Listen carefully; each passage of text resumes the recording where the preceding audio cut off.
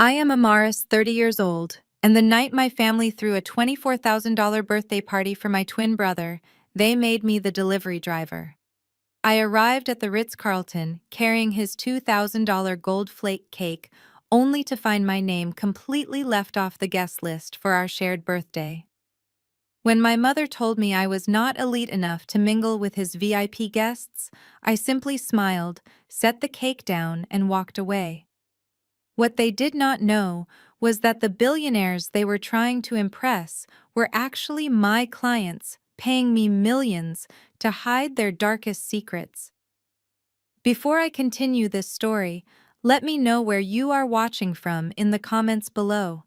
Hit like and subscribe if you have ever had to cut ties with toxic family members who completely underestimated your worth. The shrill ringing of my phone shattered the quiet of my Saturday afternoon. I was sitting in my penthouse office reviewing a non-disclosure agreement when the caller ID flashed my mother Brenda's name. I took a deep breath, steeling myself for whatever demand was about to come next, and answered the call. "Amaris, I need you to do something right now," my mother barked into the receiver. "No, hello. No asking how I was doing, just an immediate order. You need to drive over to Sweet Elegance Bakery and pick up Trayvon's birthday cake. The bakery is refusing to deliver it because of the rain, and we are entirely too busy setting up the ballroom at the Ritz-Carlton to deal with this right now." I glanced at the dates on my desk calendar. It was October 12th, our birthday. Trayvon and I are twins born exactly 12 minutes apart, yet listening to my mother's frantic voice, you would think I was just a hired assistant. "Mom," I said slowly, trying to keep my voice even, "I am actually in the middle of some work right now, and it is pouring outside. Can you not send one of the hotel staff to get it?" "Absolutely not," she snapped. "Do you have any idea how much this cake cost?" $2,000, Amaris. It is a custom gold flake red velvet masterpiece. I am not trusting it to some random hotel bellboy. Just put your little freelance projects on hold for an hour and go get it. Trayvon is about to be promoted to vice president, and this party has to be absolutely flawless. Chelsea's father is flying in, and you know how her family is. We cannot afford any mistakes in front of old money white folks. The familiar sting of her words washed over me. Chelsea was Trayvon's wife, a woman who never missed an opportunity to remind us that her family practically owned half of the real estate in Atlanta. My mother worshipped the ground Chelsea walked on, desperate to prove that our family was just as elite, just as refined, just as excellent. In her eyes, Trayvon marrying Chelsea was the ultimate prize. Meanwhile, because I kept my public relations firm highly discreet and dressed comfortably instead of wearing conspicuous designer labels, my mother assumed I was barely scraping by as a struggling freelancer. I looked at the multi-million-dollar contract sitting on my desk, then sighed. "Fine. I will go get the cake. Make sure you do not smudge the icing," she commanded, and hung up without another word. Not a single happy birthday. Not a single acknowledgement that today was my milestone too. I was turning 30 just like her golden boy, but in the hierarchy of this family, my existence was merely a footnote to his success. I drove through the heavy Atlanta rain to the bakery, picked up the massive, unnecessarily heavy cake box, and headed toward the Ritz-Carlton downtown. The drive gave me entirely too much time to think. Growing up, our birthdays had always been a shared affair until we turned 18. After that, the focus shifted entirely to Trayvon. When he graduated college, they threw a massive backyard barbecue. When I graduated from the exact same university, a semester early with higher honors, my mother handed me a gift card to a chain restaurant and told me I needed to focus on finding a husband instead of being so overly ambitious. I pulled my car up to the valet at the Ritz-Carlton. The valet attendant rushed out with an umbrella, taking my keys and offering a polite smile. I carefully lifted the cake box and walked through the grand double doors of the hotel lobby. The opulence of the space was undeniable, with crystal chandeliers casting a warm glow over the polished marble floors. I followed the signs pointing toward the grand ballroom, balancing the heavy box against my hip. As I turned the corner into the main event corridor, I stopped dead in my tracks. Standing at the entrance of the ballroom was a massive 10-foot LED display board. It was glowing with elegant cursive letters that read, Traven's 30th Extravaganza. Welcome to the elite era. I stood there staring at the illuminated sign. There was no Amaris and Trayvon. There was no joint celebration. My own twin brother had thrown a $24,000 milestone birthday bash paid for entirely by our parents and completely erased my name from our shared birthday. The sheer audacity of it made a bitter laugh bubble up in my throat. I adjusted my grip on the cake box and marched straight toward the ballroom doors, ready to drop this ridiculous dessert and leave. But before I could even step onto the plush carpet of the ballroom entrance, a large man in a sharp black suit stepped directly in front of me, crossing his arms over his chest. "Excuse me, miss," he said, his voice deep and authoritative.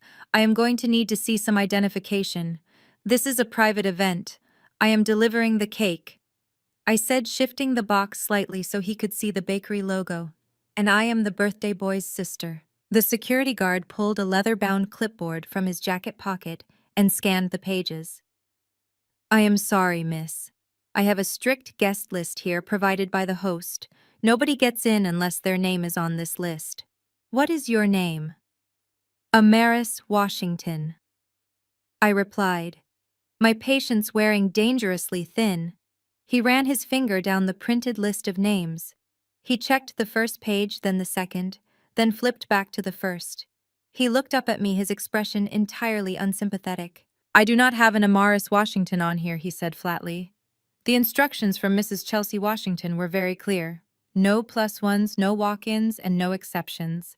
If you are not on the VIP list, you do not get past this checkpoint. I stared at him, the weight of the $2,000 cake pressing into my arms. I was standing in the hallway of a luxury hotel holding my twin brother's birthday cake, on our actual birthday being denied entry to his party by a security guard because my own family did not even bother to put my name on the guest list. The disrespect was so profound, so meticulously calculated, that it practically took my breath away. "Let me get this straight," I said, looking the guard dead in the eye. "You are telling me that Trayvon and Chelsea did not put his own twin sister on the guest list?" "I just follow the list, miss," he replied, stepping closer to physically block the doorway. "You will have to leave the box here with me, or I will have to ask you to exit the premises." Before I could formulate a response that did not involve dropping the cake directly onto his polished dress shoes, the heavy wooden doors of the ballroom swung open. There, holding a clipboard and wearing an incredibly smug expression, stood Chelsea. Chelsea stood framed by the warm glow of the ballroom lighting. She wore a floor-length emerald green gown that draped perfectly over her figure, an outfit that probably cost more than my brother's first car. Her blonde hair was swept into a flawless updo, and heavy diamonds rested against her collarbone. She walked toward me with a slow, deliberate strut, her heels clicking sharply against the polished marble floor. As she approached, she looked me up and down, her gaze lingering critically on my simple black blazer-fitted trousers and comfortable loafers. To Chelsea, my work attire was nothing but worthless rags. "Well, look who finally decided to show up and do something useful," Chelsea said. Her voice carried that distinct clipped tone of someone who is used to giving orders to the hired help. She did not say hello. She did not ask how my drive was in the pouring rain. She certainly did not wish me a happy birthday. She simply snapped her perfectly manicured fingers at the security guard, silently instructing him to step aside so she could deal with me directly. I tightened my grip on the bottom of the heavy cake box. "Chelsea," I said, keeping my voice perfectly level and devoid of the anger building in my chest. "The bakery refused to deliver in the storm, so Mom asked me to bring this over. I was just telling your security guard here that my name seems to have been conveniently left off the guest list." Chelsea let out a short, breathy laugh that held absolutely no humor. "It was not a mistake, Amaris." She stepped closer. "Your name is not on the list because you were not invited. This is an exclusive event. We are hosting the absolute elite of Atlanta tonight. Trayvon is on the verge of a massive promotion to vice president, and the people in that room right now hold the keys to his future." I stared at her, letting her unbelievable words sink in. My own twin brother was throwing a lavish birthday party on the exact day we both turned 30, and his wife was proudly admitting that I was purposefully excluded from the celebration. "You are telling me that I am not invited to my own twin brother's birthday party," I said, my tone dangerously calm. On the exact day of my birthday, Chelsea rolled her eyes as if my statement was the most tedious thing she had heard all day. She reached out and snatched the heavy cake box right out of my hands. She passed it immediately to a caterer.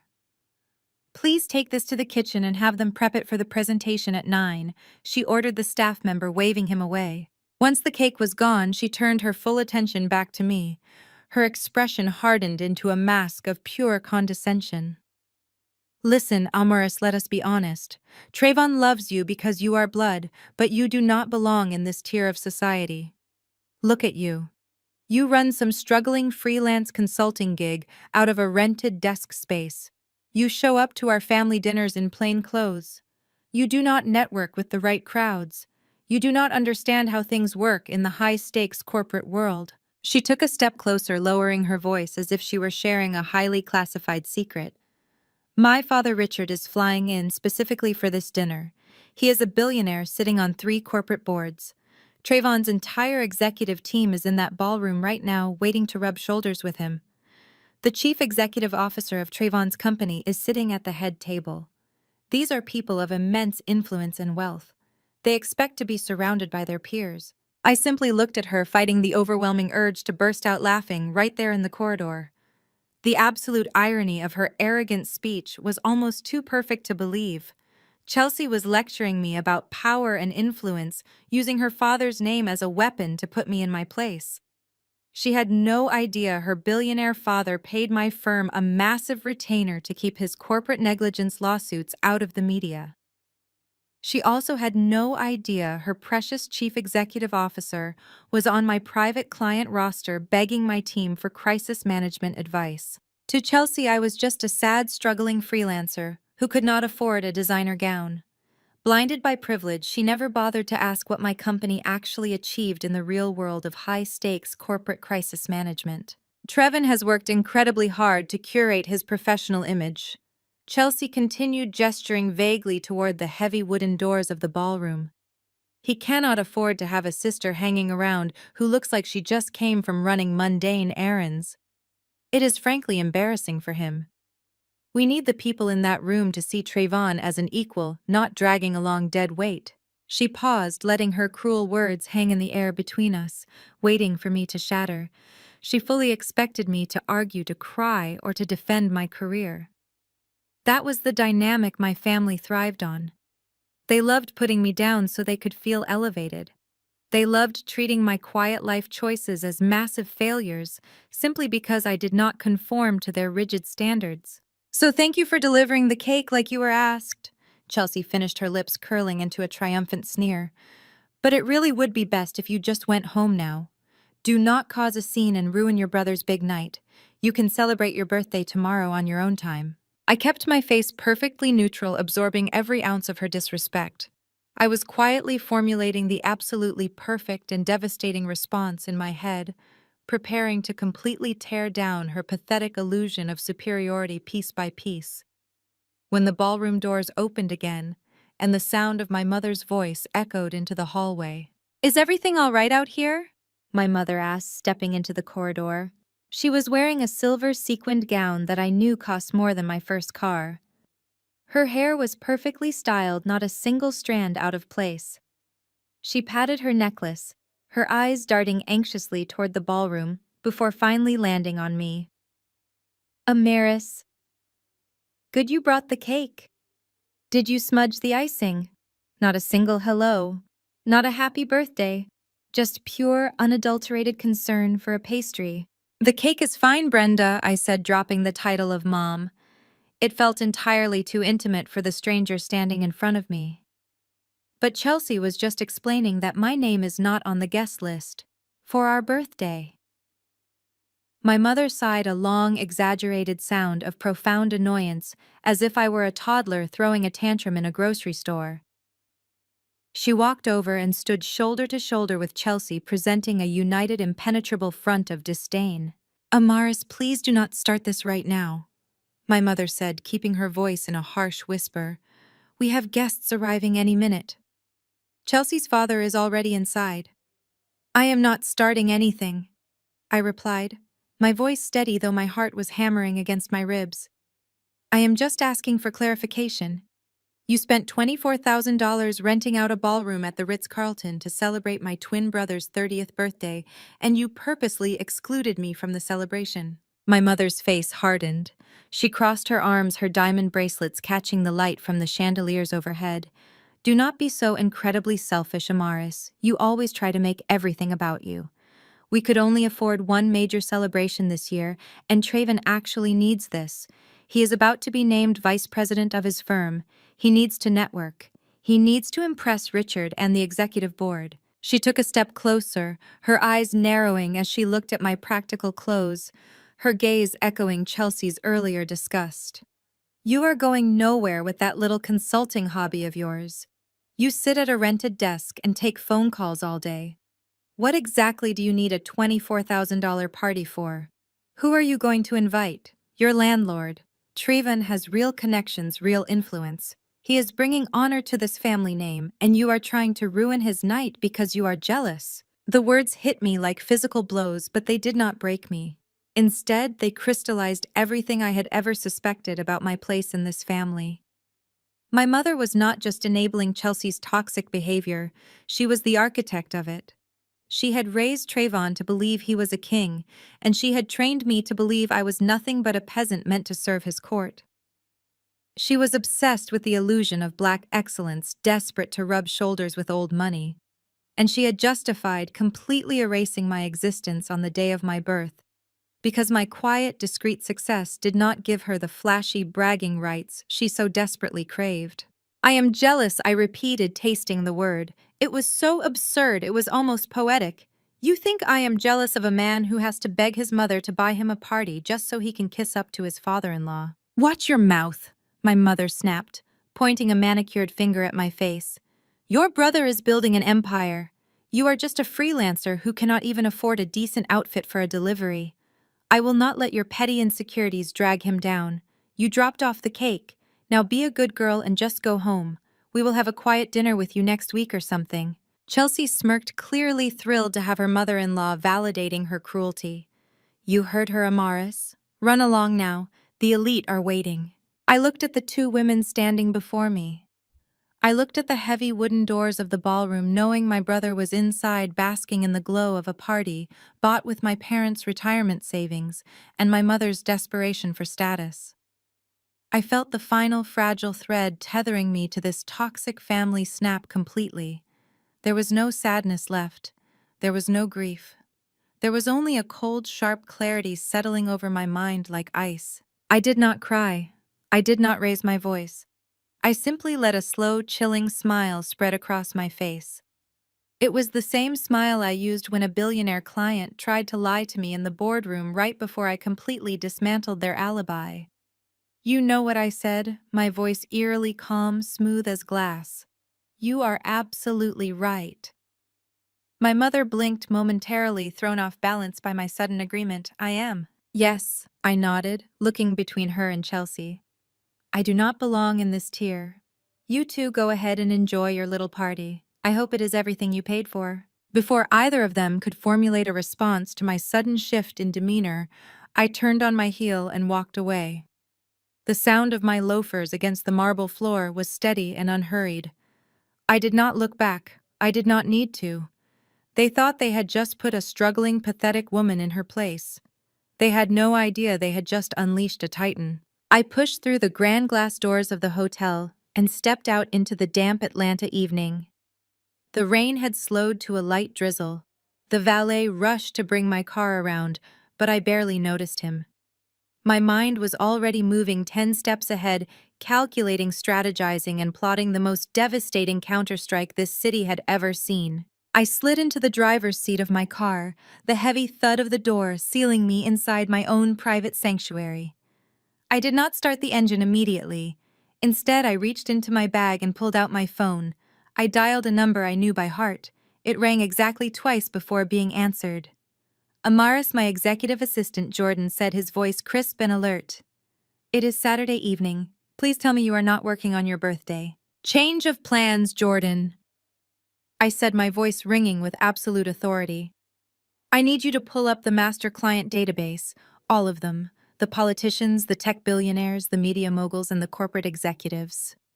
Done, Jordan replied, the sound of rapid typing echoing through the speaker. What are we looking for? Draft the VIP guest list, I commanded, staring out the windshield at the glowing lights of the Ritz-Carlton lobby. I am throwing a birthday party tonight, and send out the gold invitations, every single one of them. There was a brief pause on the line. The gold invitations were legendary in my firm. They were strictly confidential, non-disclosure bound digital invitations that meant absolute priority. When a gold invitation went out from Amaris Communications, it was not a request. It was a summons from the woman who held the keys to their deepest, darkest public relations nightmares. Sending the gold invitations on zero notice, Jordan clarified, a hint of awe in his voice. Where are we hosting this? At the Hilltop Estate, I said smoothly. Tell them it is an exclusive client appreciation gala celebrating my 30th. Oh, and Jordan. Yes, boss. Make sure Richard and the executive board of Traven's company receive their invitations immediately. I have a feeling they are currently wasting their time at a very boring event downtown. I hung up the phone and finally started my car. My mother and my brother wanted to play a game of status and power. They wanted to humiliate me by locking me out of a room full of people they worshipped. It was time to show them what real power looked like. It was time to show them that while they were busy renting a ballroom to pretend they were elite, I was the one who actually owned the elite. As the tires of my car gripped the wet asphalt, leaving the Ritz-Carlton behind, I felt a profound sense of peace wash over me.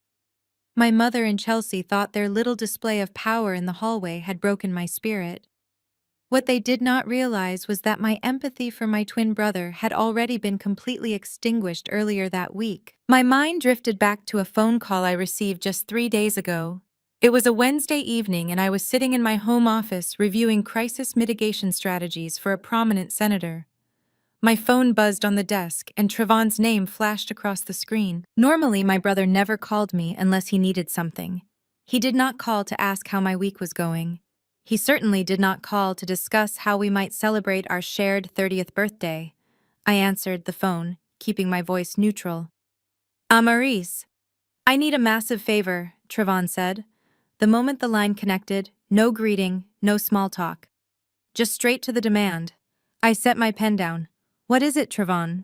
I am finalizing the catering menu for the extravaganza on Saturday, he said, his voice tight with anxiety. And we have a major problem. Chelsea just informed me that her father Richard only drinks a very specific vintage of French Bordeaux. The hotel does not stock it, and the specialty supplier in Buckhead is charging an absolute premium to source it on such short notice. I waited for the punchline, knowing exactly where this was going. Okay, I said slowly.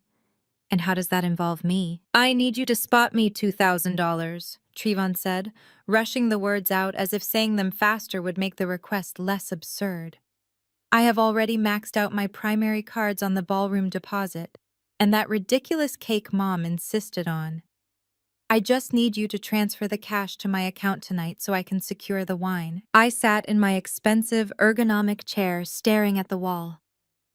My twin brother, who regularly mocked my supposedly struggling freelance business, was calling to demand $2,000 so he could impress his wealthy white father-in-law with fermented grape juice. Trevon, I said, keeping my voice perfectly even, you are asking me to give you $2,000 for wine.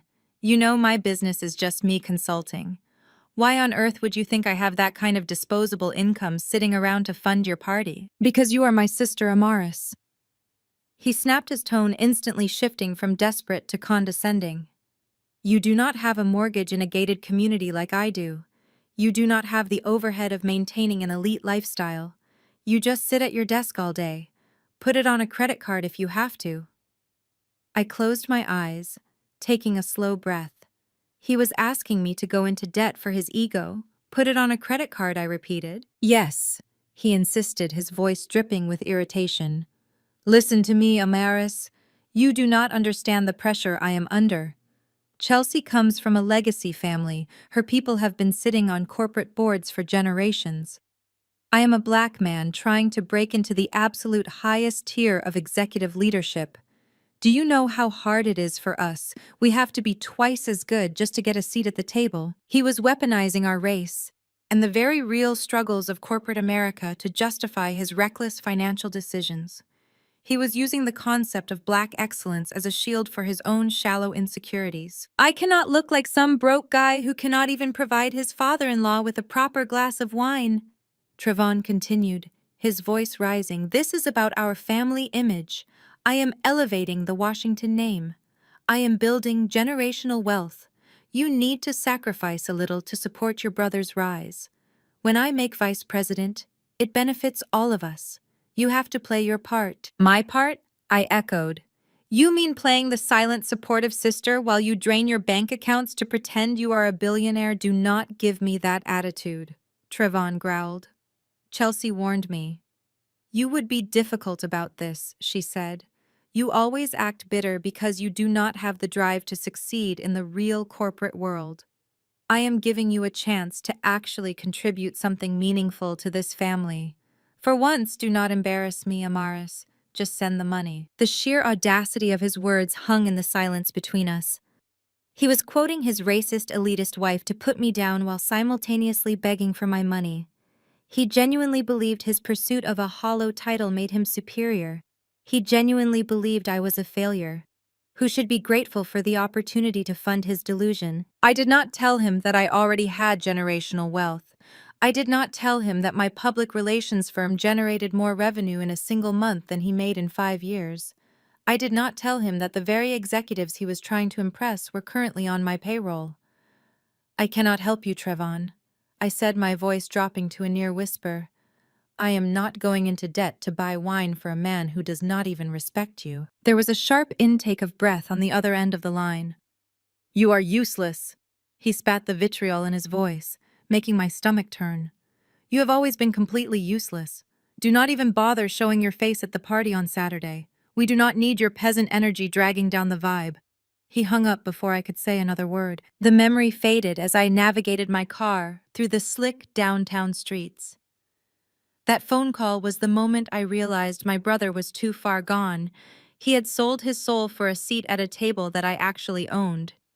He had chosen Chelsea's toxic elitism over his own flesh and blood. As I accelerated toward the highway, leaving the Ritz-Carlton far behind me, I felt no guilt for what I was about to do. They had demanded a sacrifice for the sake of the family image. Tonight they were going to get exactly what they asked for. I pulled out my phone again and pressed the speed dial for my assistant. The night was still young and my true birthday celebration was just beginning. That phone call was not the end of their audacity. Just one day after Trevon had screamed at me over the wine money, I received a text from my father, Jerome, telling me I needed to come to the house immediately for an urgent family meeting. My parents lived in a sprawling house in the suburbs, a home they had mortgaged to the hilt just to maintain the illusion of wealth. I should have known better than to go. But a small, foolish part of me thought maybe they were going to intervene and tell Trevon he was out of line. I drove over that Thursday evening exhausted from managing a high-profile scandal for a tech executive, hoping we could just have a normal conversation. When I walked into their living room, the atmosphere was heavy and thick with tension. My father was sitting in his large leather armchair, looking uncomfortable as usual. He was a passive man who spent his entire marriage agreeing with whatever my mother wanted, simply to avoid her wrath. My mother. Brenda stood by the fireplace, her arms crossed defensively, and there, sitting cross-legged on our family sofa, like she was the queen of the manor, was Chelsea. Trevon was noticeably absent, probably out buying a custom tuxedo he could not afford. Sit down, Amaris, my father said, motioning to a stiff accent chair opposite Chelsea. We have a family matter to discuss, and we need your cooperation. I did not sit. I stood my ground, feeling the exhaustion melt away into a cold, defensive alertness. What is going on, Dad? I asked, keeping my voice level. My mother stepped forward, taking control of the room as she always did. Trevon has his 30th birthday party this Saturday. As you well know, he is meeting with the absolute top tier of Atlanta society. Chelsea has graciously invited her father and several of his billionaire associates. Trayvon needs to look immaculate. He needs to look like he belongs in that room. He bought a designer suit, I replied. What more could he possibly need from me? Chelsea let out a small, condescending sigh, as if my ignorance was physically painful to her. A suit is just fabric, Amaris, she said, swirling the ice in her glass of sparkling water. In my father's world, men judge each other by their timepieces, a cheap watch or a flashy new money watch. Screams. Desperation. My father is a prominent collector, and he will notice Trayvon's wrist. The second they shake hands, Trayvon cannot show up wearing that entry-level Rolex he financed last year. It is embarrassing. I stared at her, my mind slowly connecting the dots. They were not going to ask me for money. This time, they were going after something far more valuable. My father cleared his throat, looking down at the carpet instead of at me. Your grandfather's Patek, Felipe Amaris. We need you to go to the bank and retrieve it. Trayvon is going to wear it for the party. The air in the room seemed to freeze. My grandfather had passed away 5 years ago. He was a hard-working man who had saved for decades to buy that vintage Patek Philippe watch. It was his prized possession, the only real piece of generational wealth our family had ever owned when he died. Everyone assumed he would leave it to Trayvon, the golden grandson who carried the family name. But grandfather knew exactly who Trayvon was. He knew Trayvon was reckless, hollow, and obsessed with empty status. In his will, grandfather bypassed my brother entirely and left the watch to me. He told the lawyers I was the only one in the family who understood the true value of time and hard work. My mother had been furious for years over that decision. No, I said, simply refusing to even entertain the thought. The watch is locked in a safety deposit box, and it is staying there. Do not be ridiculous, Amaris. My mother snapped, her voice rising in volume. It is just sitting in the dark, gathering dust. Your brother actually needs it for a critical networking event. It completes his look, and it proves our family has heritage and class. Chelsea uncrossed her legs and leaned forward, looking at me with undisguised pity. Honestly, Amaris, why keep a luxury watch when you will never set foot in elite circles anyway? It is completely wasted on someone like you. You run a struggling freelance gig and live a very quiet life. Trayvon is the one carrying the family legacy into the upper class. You should be eager to help him look the part. Instead of hoarding a status symbol you do not even understand. The sheer venom and entitlement in her voice made my blood boil.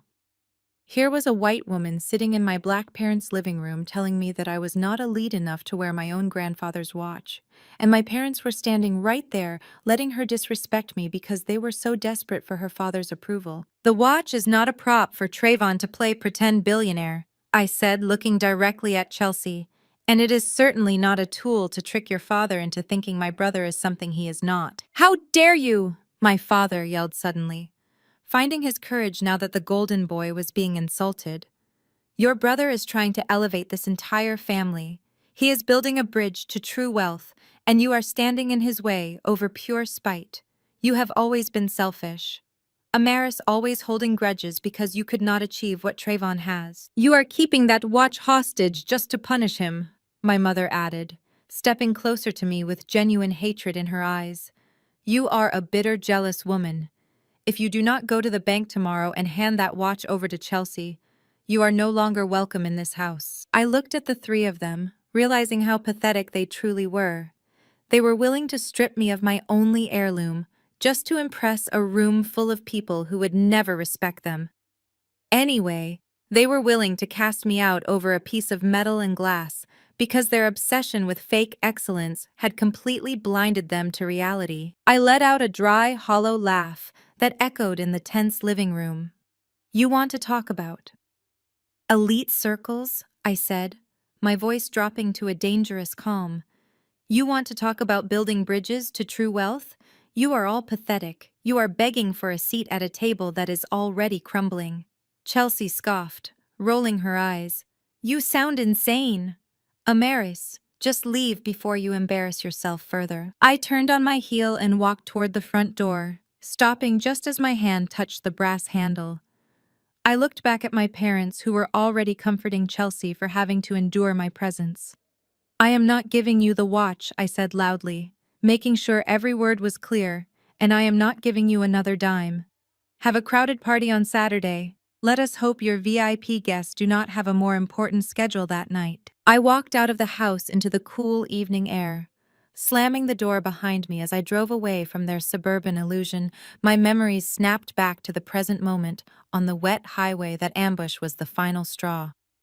They had drawn the battle lines and told me I was not welcome in their world. It was time to show them that my world was the only one that actually mattered. As I drove through the dark, slick streets of Atlanta, my phone began to vibrate incessantly in the cup holder. The screen lit up with a barrage of text messages from the family group chat. My dramatic exit had apparently enraged them further. Trevon had finally returned home to find his wife and parents fuming over my refusal. He was furious that his perfect prop was denied to him. The messages poured in one after another, each more toxic than the last. My mother typed that I was a bitter spinster who would die alone with my worthless consulting gig. My father called me an ungrateful embarrassment who had completely disgraced the family name in front of Chelsea and Trevon. He sent a voice note screaming that my jealousy over his success was pathetic. He told me I was dead to him if I did not turn my car around, apologize to his wife, and hand over the watch. I listened to the voicemail as the rain tapped against my windshield. I did not feel the urge to cry. I did not feel the crushing weight of rejection that used to paralyze me in my 20s. Instead, I felt an incredibly liberating sense of finality. They had finally said the quiet part out loud. They had severed the ties themselves, believing that casting me out would somehow break me. They genuinely thought I needed them to survive. They thought their suburban approval was the only currency that mattered in this world. I pulled my car over to the side of the road, shifting into park. I picked up my phone and opened the group chat. The vitriol was still flowing. Chelsea had chimed in from Trevon's phone, calling me a classless joke who would never understand what it takes to build a legacy. I stared at the glowing screen, taking in decades of emotional abuse, condensed into a single thread of text messages. For 30 years, I had contorted myself to fit into their narrow definition of success. I had downplayed my intelligence so Trevon could shine. I had hidden my wealth, so my mother would not demand I fund her superficial lifestyle. I had accepted their insults because society teaches us that blood is thicker than water. But blood can also be toxic. It can poison you slowly if you do not cut off the circulation. I typed my final response to the group chat, keeping it as precise and clinical as a legal document. I am officially done playing the scapegoat for this family. Delusion. Do not call me. Do not text me.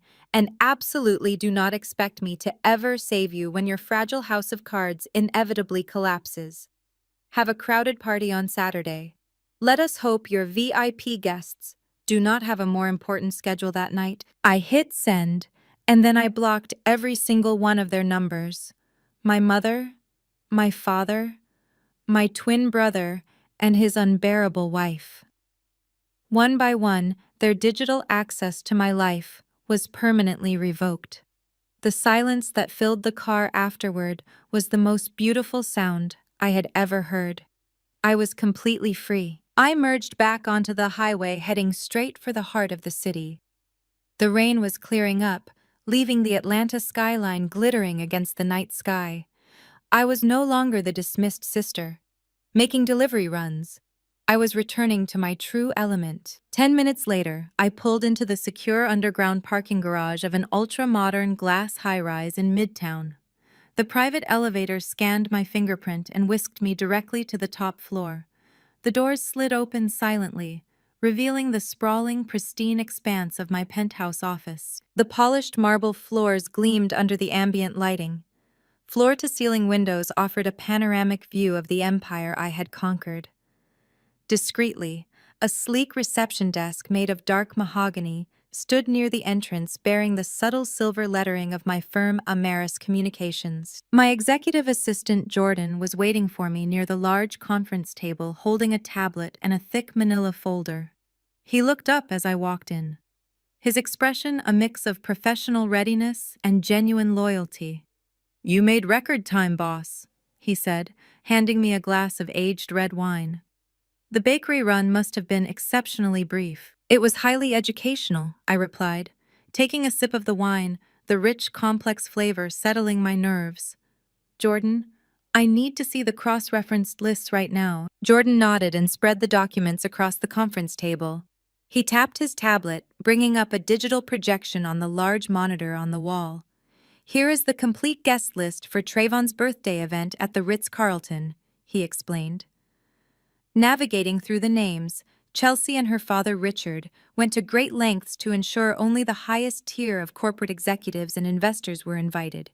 It is essentially a networking event disguised as a birthday party. I stepped closer to the screen, scanning the names, scrolling past my eyes. Every single person on that list was a titan of industry. Local politicians, tech innovators, real estate moguls, and venture capitalists. It was a room designed to cement Trayvon's promotion to vice president and elevate Chelsea's social standing.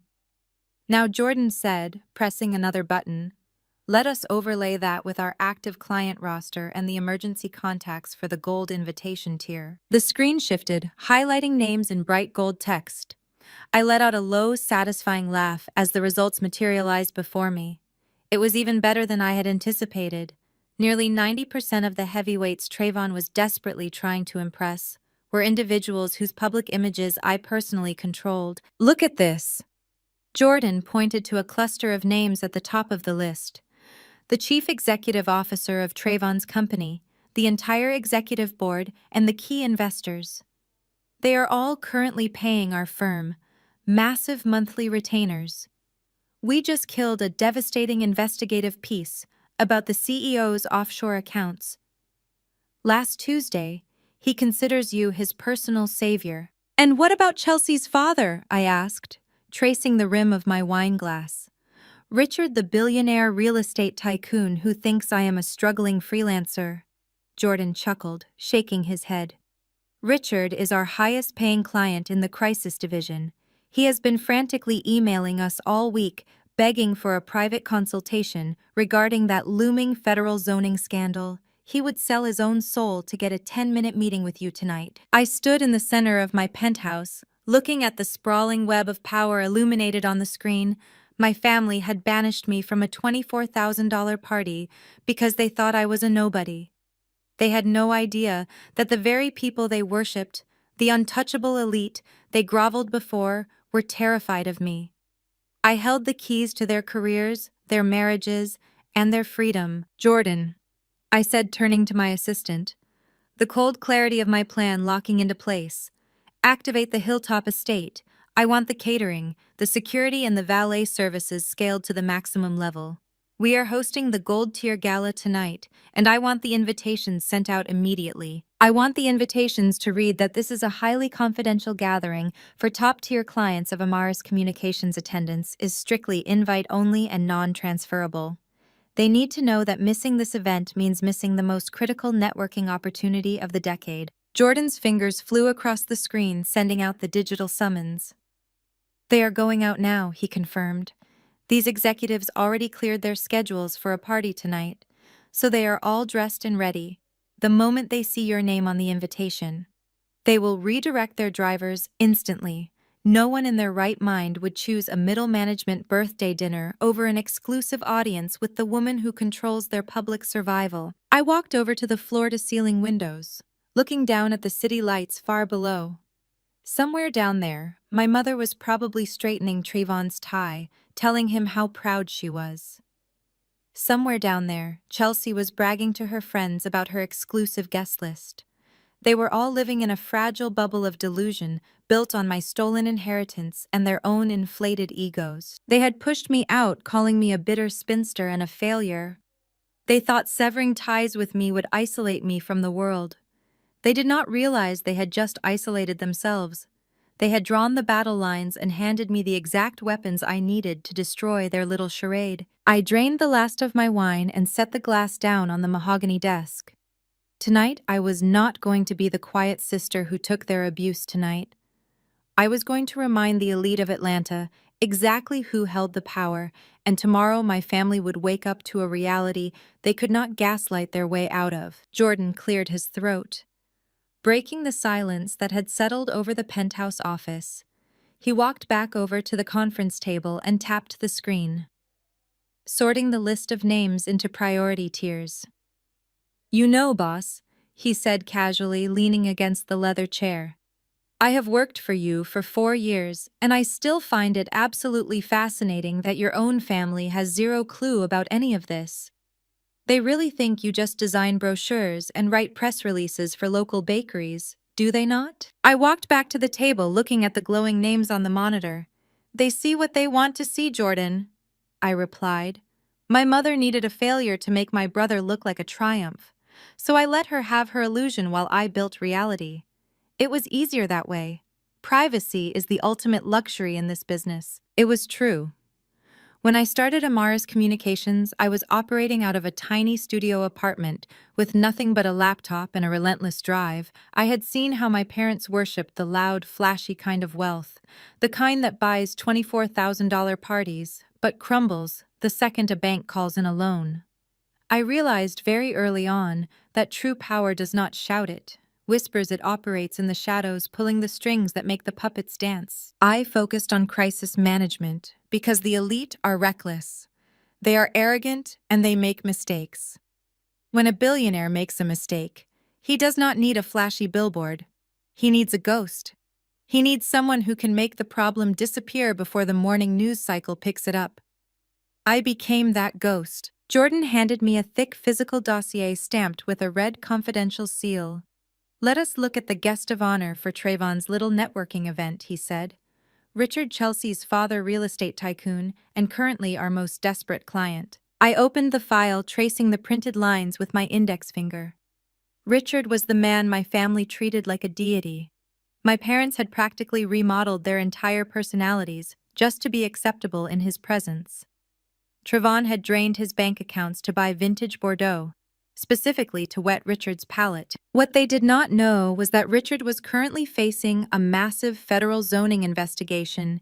He had bribed several city officials to secure land for his new commercial development, and a whistleblower was preparing to leak the documents to the press. For the past month, Richard had been sitting in this exact penthouse crying actual tears, while begging me to leverage my media contacts to kill the story. He was terrified that his legacy would be destroyed, and he was paying my firm an exorbitant monthly retainer just to keep his name out of the papers. And yet I murmured, flipping the page. His white daughter Chelsea stood in the hallway of the Ritz-Carlton 2 hours ago and told me I was not elite enough to breathe the same air as her father. She said I would embarrass him. Jordan let out a sharp laugh. "The irony is almost painful. If you made one phone call right now, Richard would lose his company, his fortune, and probably his freedom. Your brother is buying him wine while you are holding his entire life in the palm of your hand." I closed the file, setting it back on the table. "And what about Trayvon's chief executive officer, the man who holds the keys to his precious promotion to vice president?" Jordan pulled up another profile on the screen.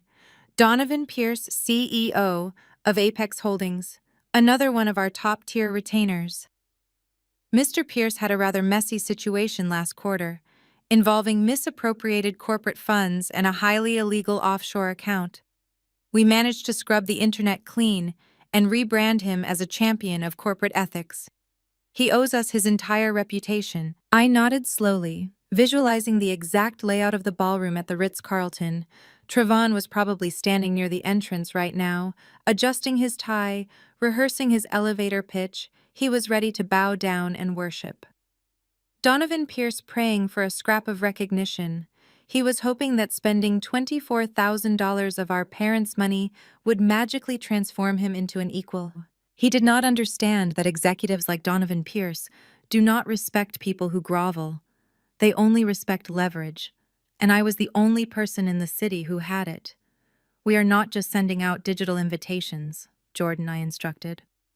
"I want the physical gold cards couriered directly to their current locations right now. I want my signature embossed on the front. Make sure the couriers hand them directly to the targets. No assistants, no intermediaries. Jordan nodded furiously, typing the orders into his tablet. The courier team is on standby. They will dispatch immediately. The gold cards are already prepped. In the world of ultra-high net worth individuals, the gold card from Ameris Communications was a myth, a legend. It was an unwritten rule that if you received one, you dropped everything you were doing. You did not ask questions. You did not check your schedule. You attended the event because receiving the card meant I had something crucial to discuss regarding your public survival. It was a velvet-covered threat, and they all knew it. As Jordan coordinated the logistics, I walked into my private dressing room attached to the office. My assistant had already arranged my wardrobe for the night. I bypassed the practical blazers and muted tones I usually wore for client meetings. Tonight, I was not hiding behind the desk. Tonight, I was stepping into the light. I chose a breathtaking floor-length gown made of deep midnight blue silk. It was sleek, powerful, and commanded absolute attention without needing to be loud. I paired it with a single diamond pendant necklace, a piece I had purchased for myself after closing my first $1 million deal. I pinned my hair up into an elegant structured style and applied a bold red lip. When I stepped back out into the office, Jordan actually paused his typing to stare. "Boss," he said, a slow grin spreading across his face. "They are not going to know what hit them." "That is the point," I replied. Picking up my clutch, "Is the Hilltop Estate ready, fully staffed and operational?" He confirmed the catering team has prepared a 5-star menu. The string quartet is setting up, and the security detail has locked down the perimeter. The valets are ready to receive the guests. "Excellent," I said, walking toward the private elevator. "Let us go. Host a birthday party." The ride down to the private garage was silent. Jordan walked half a step behind me, his tablet glowing in the dim light of the elevator cabin as he tracked the real-time movements of our courier team. My personal driver was waiting beside the sleek black Maybach, the engine already purring a soft greeting as the door swung open. We glided out of the parking structure and merged onto the highway heading north toward the exclusive Buckhead district. The Hilltop Estate was a property I had acquired 2 years ago, specifically for moments like this. It sat on 10 acres of pristine, heavily wooded land, completely invisible from the main road. It was a fortress of luxury designed to offer absolute privacy to individuals whose entire lives were dissected by the public eye. The security gates required biometric clearance to open, and the sweeping driveway was lined with century-old oak trees that blocked any chance of paparazzi long lenses capturing the events inside. As we drove, Jordan read the dispatch updates aloud. "The couriers have breached the downtown perimeter," he said, his voice steady and focused. "Target Alpha, Richard is currently in the lobby of the Ritz-Carlton, surrounded by his personal security target. Beta Donovan Pierce is in the VIP lounge, holding court with Trevon's executive team. The gold cards are moments away from interception." The gold cards were not merely pieces of thick, expensive card stock. They were meticulously crafted instruments of psychological warfare. Each invitation was sealed inside a matte black envelope, bearing only my firm's crest pressed in gold wax. Inside, the text was minimal, requesting the immediate presence of the recipient at the Ameris Communications exclusive Client Appreciation Gala. There was no RSVP option. There was no +1 allowance at the very bottom. Printed in an elegant but unforgiving font was a reminder of their signed non-disclosure agreements. In the ultra-rich world, where reputations are built on fragile foundations of public perception, rejecting an invitation from the keeper of secrets is tantamount to PR suicide. These billionaires and executives knew exactly what my firm did for them. We buried their scandals, negotiated their settlements, and crafted their pristine public narratives. An impromptu summons from me meant only one thing to them. A crisis was imminent, and their presence was required to manage it. I leaned back against the plush leather seat of the Maybach, watching the city lights blur past the window. I could easily imagine the scene unfolding at the Ritz-Carlton. Right now, My brother Trevon was likely sweating through his rented tuxedo, hovering near the entrance of the ballroom, waiting for the titans of industry to walk through the doors and validate his pathetic existence. My mother Brenda was probably holding court with the few distant relatives who had arrived early, bragging about how her son was rubbing elbows with billionaires. Chelsea was undoubtedly pacing the floor waiting for her father to arrive so she could parade him around like a trophy. They had planned a $24,000 charade built entirely on the delusion that they belonged to a world they did not even understand. And now I was deploying the one weapon they could never anticipate: leverage. Jordan's tablet chimed a soft melodic sound. "Delivery confirmed," he announced. "Target Alpha has received the envelope." I pictured Richard standing in the opulent lobby of the Ritz-Carlton, a glass of expensive bourbon in his hand, playing the role of the untouchable real estate tycoon. A man in a tailored black suit would approach him, bypassing his bodyguards with the smooth authority of someone who represents a higher power. The courier would hand him the black envelope. Richard would break the gold wax seal, slide out the heavy metal card, and read my name. His heart would drop into his stomach. The arrogant smirk would melt off his face as the realization hit him. The woman who was currently hiding his federal zoning scandal from the press wanted to see him immediately at a private estate on the other side of town. "Delivery confirmed for Target Beta," Jordan continued, his fingers swiping across the screen. "Donovan Pierce has the card, Trevon's precious chief executive officer."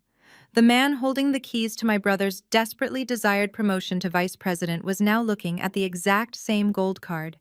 Donovan Pierce owed his entire career survival to my firm's ability to erase his offshore account. Embezzlement from the internet. A summons from Ameris Communications would trigger a primal panic in a man like that. He would drop whatever conversation he was having. He would abandon his drink, and he would order his driver to bring the car around instantly. A middle management birthday party would not even register as an afterthought in his mind. One by one, the confirmations rolled in. Every politician, every tech innovator, every venture capitalist that Trevon had begged and borrowed to invite was receiving my gold card. They were standing in the very hotel where my brother was waiting for them, but they were turning around and walking right back out the doors. The beauty of this trap was its absolute silence. There would be no dramatic scenes in the hotel lobby, no shouting matches, no explanations. These men and women operated in a world of strict discretion. They would simply make an excuse to their companions, whisper a harsh command to their security details, and exit the building as swiftly as possible. Trevon would never even know they had been there. We arrived at the hilltop estate, the heavy iron gates swinging open to grant us entry. The property was breathtaking in the night, illuminated by soft amber lighting that highlighted the classic architecture of the mansion. A fleet of valets stood at attention near the entrance, perfectly synchronized and ready to receive the incoming convoy of luxury vehicles. I stepped out of the Maybach, the cool night air sending a thrill of anticipation down my spine. The doors to the mansion were open, revealing a foyer dripping with elegance. The string quartet was already playing a hauntingly beautiful melody that echoed through the grand halls.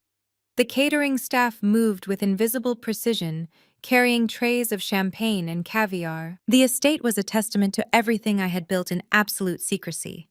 The walls were lined with original art. The crystal chandeliers cast a warm, inviting glow over the custom furniture. My parents had mortgaged their home to rent a hotel ballroom for a few hours. I owned this fortress, outright paid for with the very crisis management skills they constantly belittled. Today was my 30th birthday, too. My mother had ordered me to fetch a cake and stay out of sight, but standing in the center of this magnificent hall, surrounded by the quiet hum of professional staff, executing my exact vision, I felt no lingering sorrow. The little girl who used to crave her parents' approval had died a long time ago, replaced by the woman who now commanded the very people her family worshipped. Jordan checked his tablet once more. "The perimeter sensors are picking up the first vehicles, boss," he announced, looking up with a razor-sharp smile. "It looks like a parade of Bentleys and Rolls-Royces making their way up the hill. They are moving fast." They are terrified, I corrected him softly, walking toward the main reception hall. They know that when the Keeper of Secrets calls a meeting, the only safe place to be is inside the room. Let us go. Welcome our guests, Jordan. Let us go. Welcome our guests, Jordan. Across town, in the gilded lobby of the Ritz-Carlton, Richard was checking his watch for the third time in 10 minutes. Chelsea's billionaire father stood near the entrance of the grand ballroom, holding a glass of expensive bourbon and feeling profoundly irritated. He had only agreed to attend this birthday dinner to humor his daughter, who insisted her husband was on the verge of joining the corporate elite. Richard despised networking with middle management climbers like Trayvon. He found them desperate and exhausting as he took a sip of his drink, preparing to fake a smile for the evening. A man in a tailored black suit materialized beside him, slipping past Richard's private security detail with terrifying ease. The man did not speak. He simply extended a thick, matte black envelope bearing a gold wax seal. Richard frowned but took it, recognizing the weight and texture of the paper. His bodyguards tensed, ready to intervene, but Richard waved them off.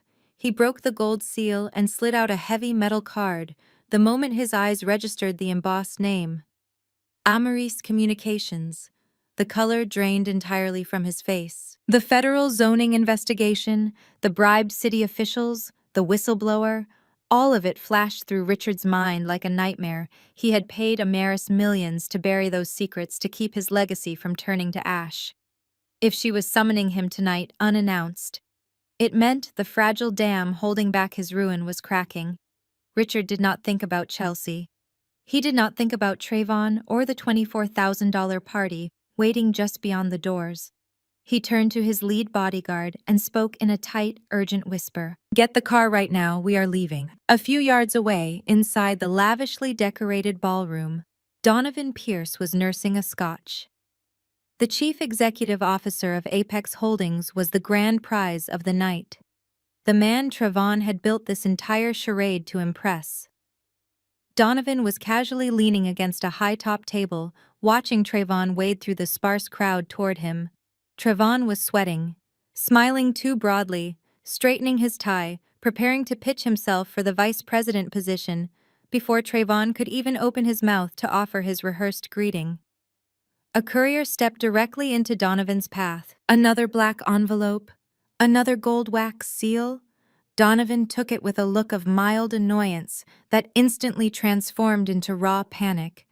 When he saw the sender's name, his hand actually trembled. His mind raced back to the offshore accounts, the embezzled corporate funds, the illegal wire transfers Amaris had saved him from federal prison just last quarter. An emergency summons from her was a matter of corporate life and death. Donovan did not even acknowledge Trayvon, who was now standing less than 5 feet away, with his hand outstretched for a handshake. Donovan simply turned his back, set his scotch down on a passing waiter's tray, and marched briskly toward the exit, his security team trailing closely behind him. Trayvon stood there, his hand suspended in midair, his smile faltering as he watched the most important guest of the evening walk right out the door without a single word. This silent exodus was repeating itself all across the hotel lobby. The local politicians, the venture capitalists, the tech innovators. Every single heavy hitter that Chelsea and Trayvon had meticulously vetted and invited was currently receiving a matching black envelope. It was like watching a synchronized wave of terror wash over the wealthiest people in Atlanta. They opened the envelopes, read the gold lettering, and immediately aborted their plans. There were no polite farewells. There were no apologies to the host. The ultra-rich do not explain themselves when their survival is on the line. They simply vanish. Within a span of 15 minutes, the entire roster of elite guests executed a flawless retreat, leaving the Ritz-Carlton in a flurry of hushed commands and frantic footsteps. Outside the hotel, the valet stand descended into absolute chaos. Attendants scrambled in the pouring rain, running to retrieve Bentleys, Maybachs, and armored Escalades that they had just parked. Moments ago, tires screeched against the wet pavement as drivers rushed to navigate their panicked bosses away from the downtown area and toward the secluded perimeter of Buckhead. No one dared to ignore the summons. In their world, ignoring a gold card from the Keeper of Secrets was professional suicide. You do not slight the woman who holds the evidence of your darkest sins. You drop everything. You bow your head, and you go exactly where she tells you to go. Back inside the sprawling ballroom, the atmosphere was growing incredibly tense. The massive LED sign still flashed its proud message, welcoming guests to Trayvon's elite era. But the room was undeniably hollow. The tables adorned with imported floral centerpieces and crystal glassware sat completely empty except for a handful of distant relatives and a few of Trayvon's low-level co-workers who looked around with growing confusion. The waiters stood idle by the walls holding trays of gourmet appetizers that no one was eating. Trevon pulled out his phone, his hands slick with sweat. He dialed Donovan's number, but it went straight to a sterile automated voicemail. He tried texting Richard, asking if he was lost trying to find the ballroom, but the messages were left unread. Panic began to claw at Trevon's chest as he realized his carefully constructed illusion of status was evaporating right in front of him. He did not know that his precious VIPs were currently speeding through the rain, racing each other to reach a hilltop estate. They were terrified, desperate, and entirely at my mercy. They were rushing to bow before the very sister he had banished from his life just hours prior, because he thought she was not elite enough to exist in his presence. And as the rain washed over the city, my golden trap snapped shut around them all, capturing the kings and queens of Atlanta. In a web they could never escape, leaving my brother completely abandoned in his expensive, empty rented room. I stepped away from the grand entrance of the hilltop estate and retreated into the private master suite overlooking the main reception hall. The heavy mahogany doors closed behind me, muting the sound of the string quartet playing below. I walked over to the velvet chaise lounge, poured myself a glass of vintage red wine, and finally picked up my personal phone, which had been buzzing relentlessly in my clutch for the past 2 hours. I unlocked the screen and opened the family group chat. The sheer volume of messages was staggering. They had not blocked me from this specific thread, apparently keeping me in it purely for the sport of psychological torture. Trevon had been treating the group chat like his own personal broadcasting network, incessantly documenting every single moment leading up to his supposed triumph. The messages started rolling in around 6 o'clock. Trevon sent a picture of himself standing in front of the vanity mirror, adjusting his custom-tailored tuxedo. The caption read 30. Looks good on a future vice president elite era officially activated. My mother Brenda immediately replied with a string of clapping emojis, praising God for blessing her with such a magnificent, successful son. My father Jerome chimed in, telling Trevon that tonight was the night he would secure the family legacy. I scrolled further down, watching the delusion amplify with every passing minute.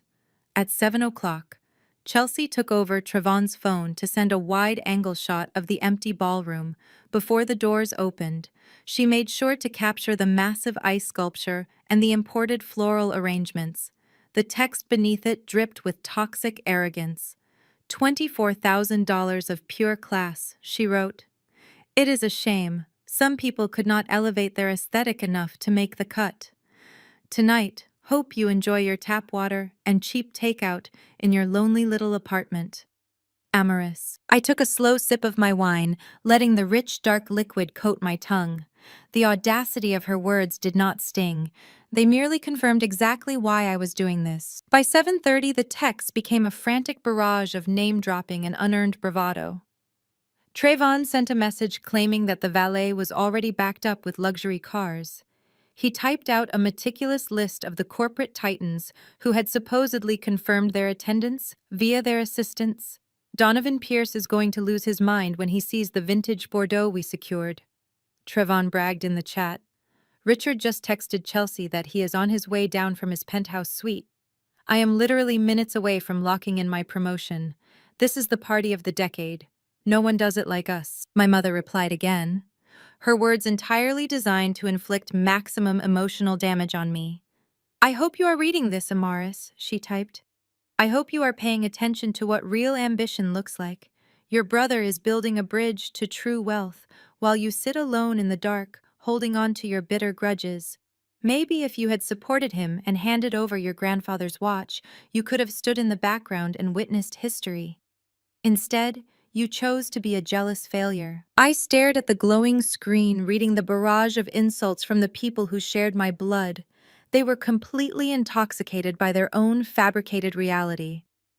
They genuinely believed they were sitting on top of the world, untouchable and triumphant.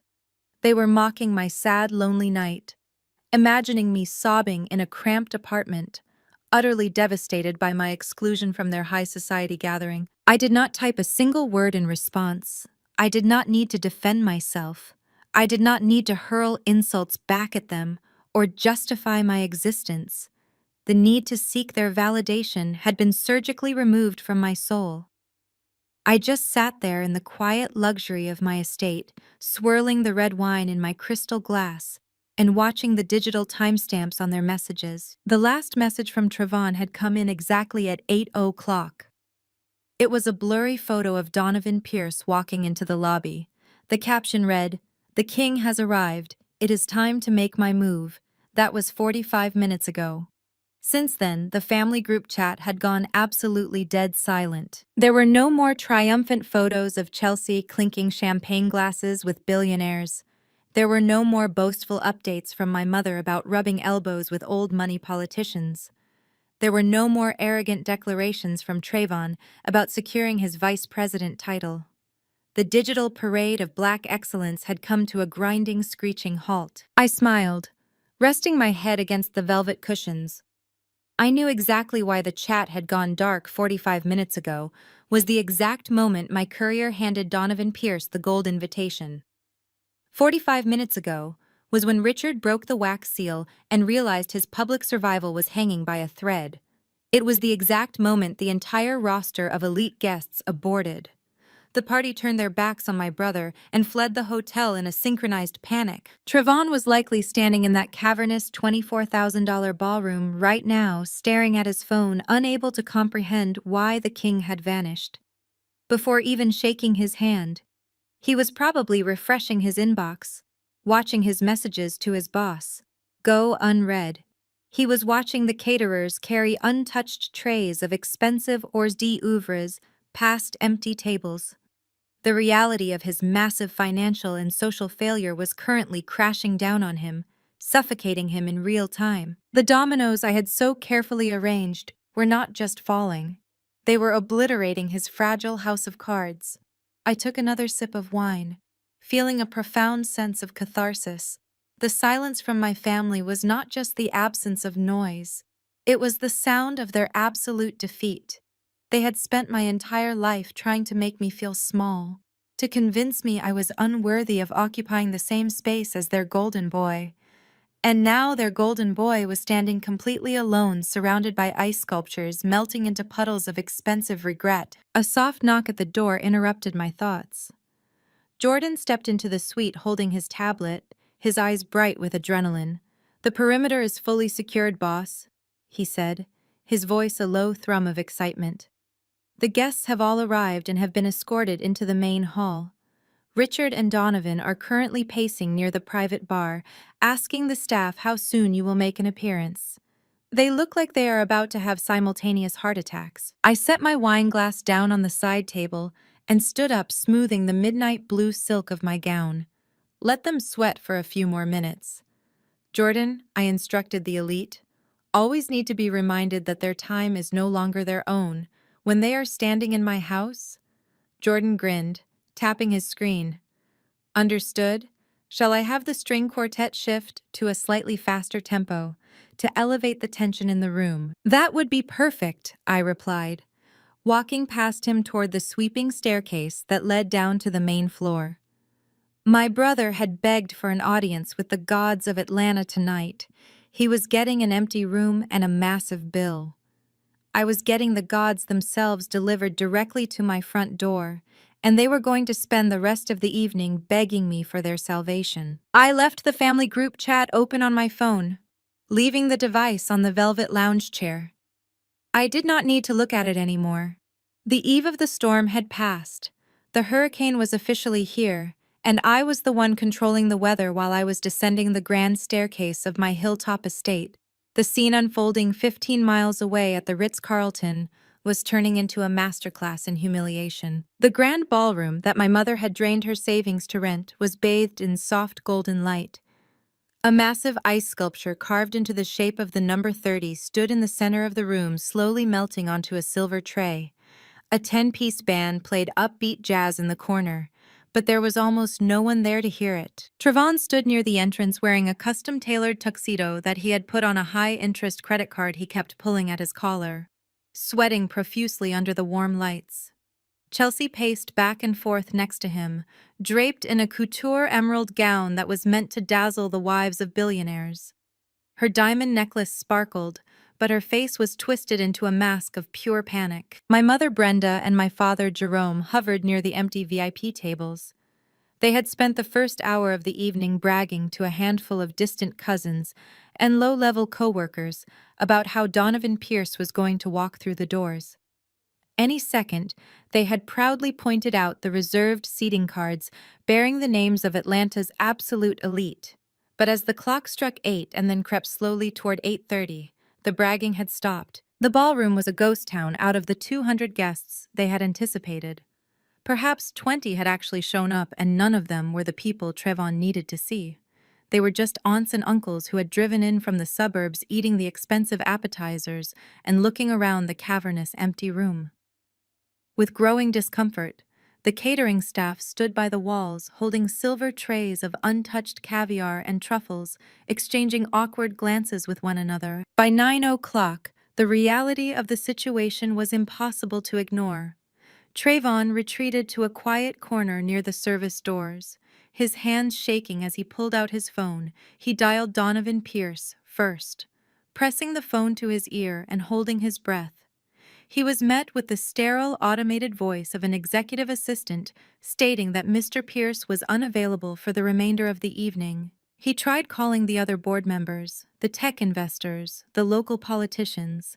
Every single call went straight to voicemail. Chelsea cornered him, her perfectly manicured hands trembling with rage. "Where is my father, Trevon?" she hissed, keeping her voice low so the few guests present would not hear you. "Told me you confirmed his attendance 3 times this week. I invited my sorority sisters to this party to show off my husband, rubbing elbows with my father's inner circle. And now I am standing in an empty room looking like an absolute fool." Trevon wiped the sweat from his forehead, his eyes darting frantically around the empty ballroom. "I do not understand, Chelsea," he stammered, his voice cracking with desperation. "They were in the lobby. I saw Donovan walk in with my own eyes. I sent a picture to the group chat. They were here. And then they just vanished. Maybe there was a corporate emergency. Maybe there is a crisis at the firm." My mother marched over to them, refusing to accept the catastrophic failure unfolding around her. "Trevon, honey," she said, forcing a tight, unnatural smile. "They are probably just running late. You know how these important men are. They operate on their own schedules. Tell the band to keep playing. We will just delay the cake cutting until the VIP tables are full." But the tables remained empty. The vintage French Bordeaux that Trevon had begged me to fund sat unopened on the bar. The expensive red velvet cake with gold flakes remained hidden in the kitchen. There was no networking. There was no promotion being secured. There was only the deafening silence of a $24,000 mistake. The distant relatives who had shown up were beginning to whisper among themselves. Cousin Marcus, who Trevon had openly mocked at Thanksgiving for driving a used car, was now openly staring at the empty VIP tables and snickering behind his glass of champagne. Aunt Vivian was loudly complaining about the lack of atmosphere, asking my mother why they had rented such a massive room for a family gathering that could have fit in a backyard. My mother was spiraling into a state of deep denial. She began physically moving the place cards, attempting to consolidate the few guests into a tighter cluster near the front to make the room look less abandoned. She commanded the waitstaff to start pouring the expensive wine, hoping that free-flowing alcohol would distract the relatives from the glaring absence of the elite guests, but it was a futile effort. The sheer scale of the Ritz-Carlton ballroom only magnified their isolation. Jerome. My father stood by the bar quietly drinking. He had co-signed the loan for this party, staking his own fragile financial security on Trayvon's promise that this night would yield a massive return on investment. He watched his golden boy sweating in the corner, holding his phone like a lifeline that had been cut, and for the first time, the illusion of his son's corporate supremacy began to fracture. Chelsea was practically vibrating with humiliation. Her phone was blowing up with texts from her wealthy friends who had opted to attend other social events, asking her for pictures of the grand gala she had been bragging about for months. She had nothing to send them. She could not post a picture of Trayvon standing next to an uncle who worked at a hardware store. She needed billionaires. She needed her father Richard to validate her choice of husband to her elite social circle. "Where is my father, Trayvon?" she demanded again, her voice rising above the polite jazz music playing in the background. "He promised me he would make an appearance. He was supposed to introduce you to the board of directors. You promised me. This was your night. You promised me you were stepping into the inner circle." Trayvon felt the walls closing in. He pulled his bow tie loose, the restrictive fabric suddenly making it hard to breathe. "I am trying, Chelsea," he pleaded, dialing another number, his fingers slipping on the glass screen of his phone. "Their assistants are blocking my calls. The executives are not answering emails. It makes no sense." Donovan was literally in the lobby. I saw his security detail. He looked down at his phone, opening the family group chat. The last message was still his own. Boastful photo of Donovan Pierce in the lobby, followed by my mother's cruel jabs at my expense. He stared at my silence in the chat, his mind grasping for any logical explanation for the sudden abandonment of his entire professional network. He had done everything right. He had spent the money, he had bought the right clothes, he had rented the right venue. He had even cast out his embarrassing sister to ensure the aesthetic was perfectly curated for the white gaze of corporate America. Yet here he was standing in a $24,000 void. The ice sculpture continued to melt, dripping steadily onto the silver platter, a ticking clock counting down the seconds of his total social and professional ruin. The elite had not just failed to show up, they had actively fled. And as the clock ticked past 9:15, Trayvon finally realized that no one was coming to save him. The party of the decade was nothing but an incredibly expensive funeral for his career. 15 miles away, the atmosphere could not have been more different. My hilltop estate was practically vibrating with the concentrated energy of absolute power. The sweeping circular driveway was jammed with a fleet of custom Maybachs, sleek Bugattis, and heavily armored SUVs. The valet team moved with military precision, opening doors for the most influential figures in the state as they hurried out of the rain and into the warmth of my foyer. Inside the mansion, the air smelled of rare orchids and wealth. The string quartet shifted their melody perfectly, timing the crescendo as I reached the bottom of the grand mahogany staircase. The low hum of urgent conversation immediately ceased. Heads turned. Glasses paused in midair. The titans of Atlanta, the untouchable billionaires and ruthless corporate sharks stopped whatever they were doing to look at me. I did not wear a name tag.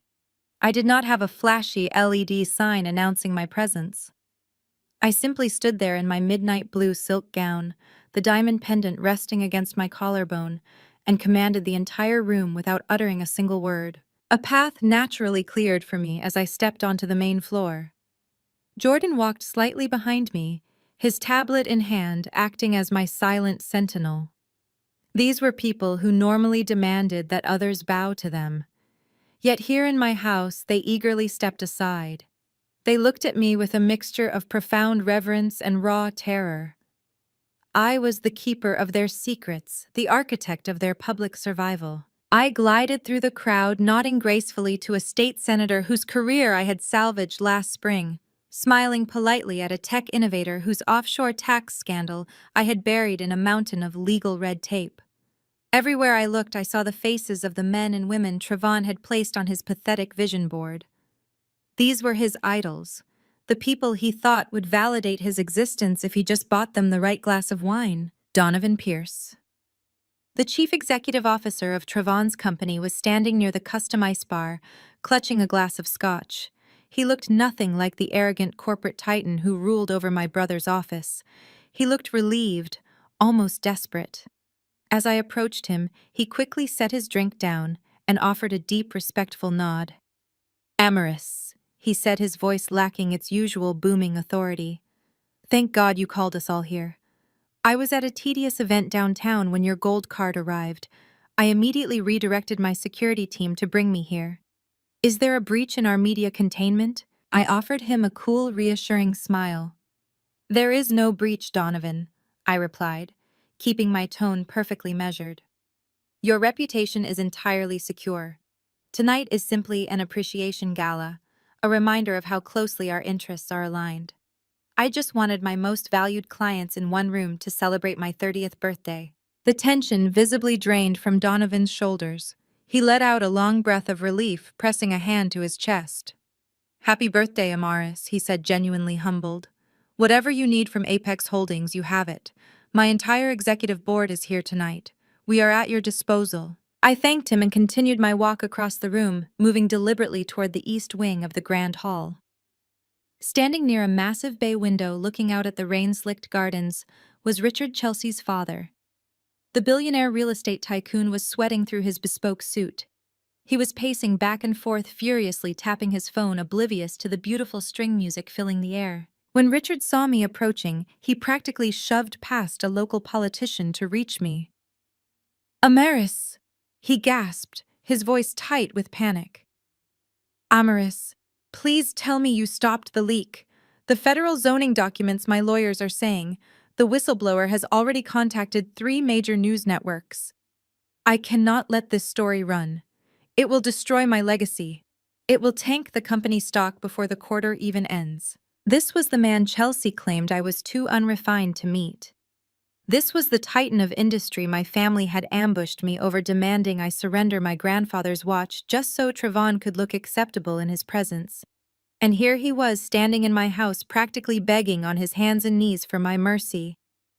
"Richard," I said, my voice dropping to a smooth, professional whisper. "Calm down.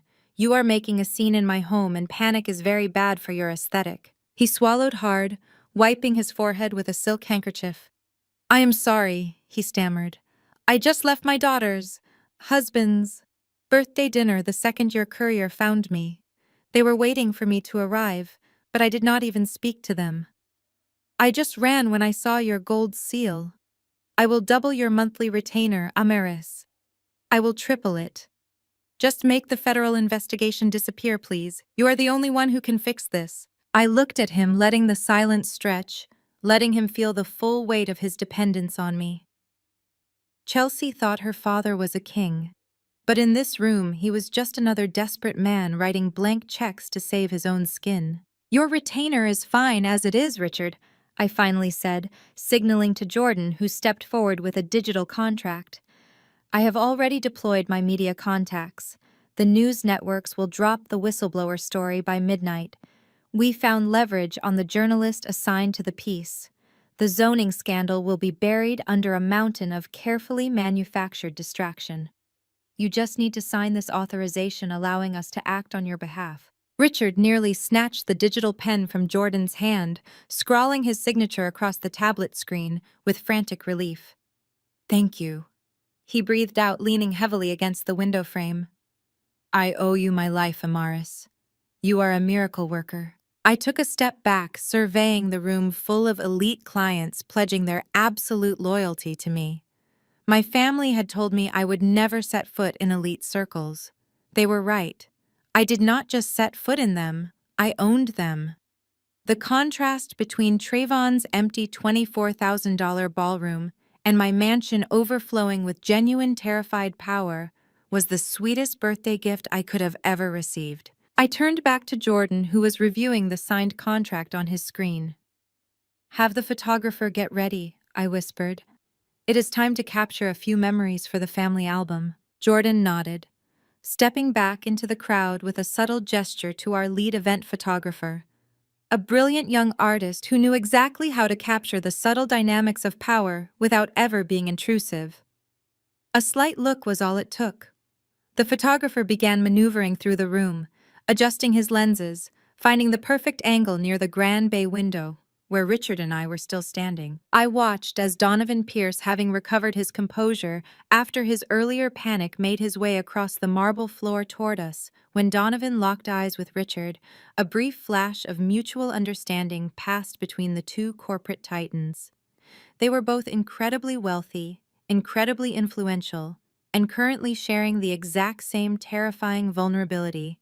They were both standing in my fortress because they had nowhere else to hide, Richard Donovan said, extending a hand to the real estate mogul.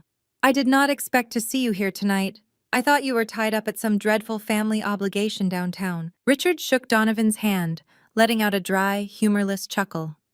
Family obligations take a back seat when Amaris sends a gold card. Donovan, you know how it is. A summons from our gracious host is the only appointment that truly matters. Besides, my son-in-law was hosting a rather uninspired birthday dinner. The company here is vastly superior. The irony of Richard's words was like a fine dessert he was openly dismissing. My twin brother's $24,000 party. As an uninspired dinner, completely unaware that he was complaining about Trayvon. To Trayvon's own sister. Donovan laughed in agreement, completely oblivious to the familial connection. They were just two powerful men, bonding over their shared submission to a woman they believed was entirely outside of their social sphere. Jordan materialized beside us, holding a polished silver tray resting on the velvet surface.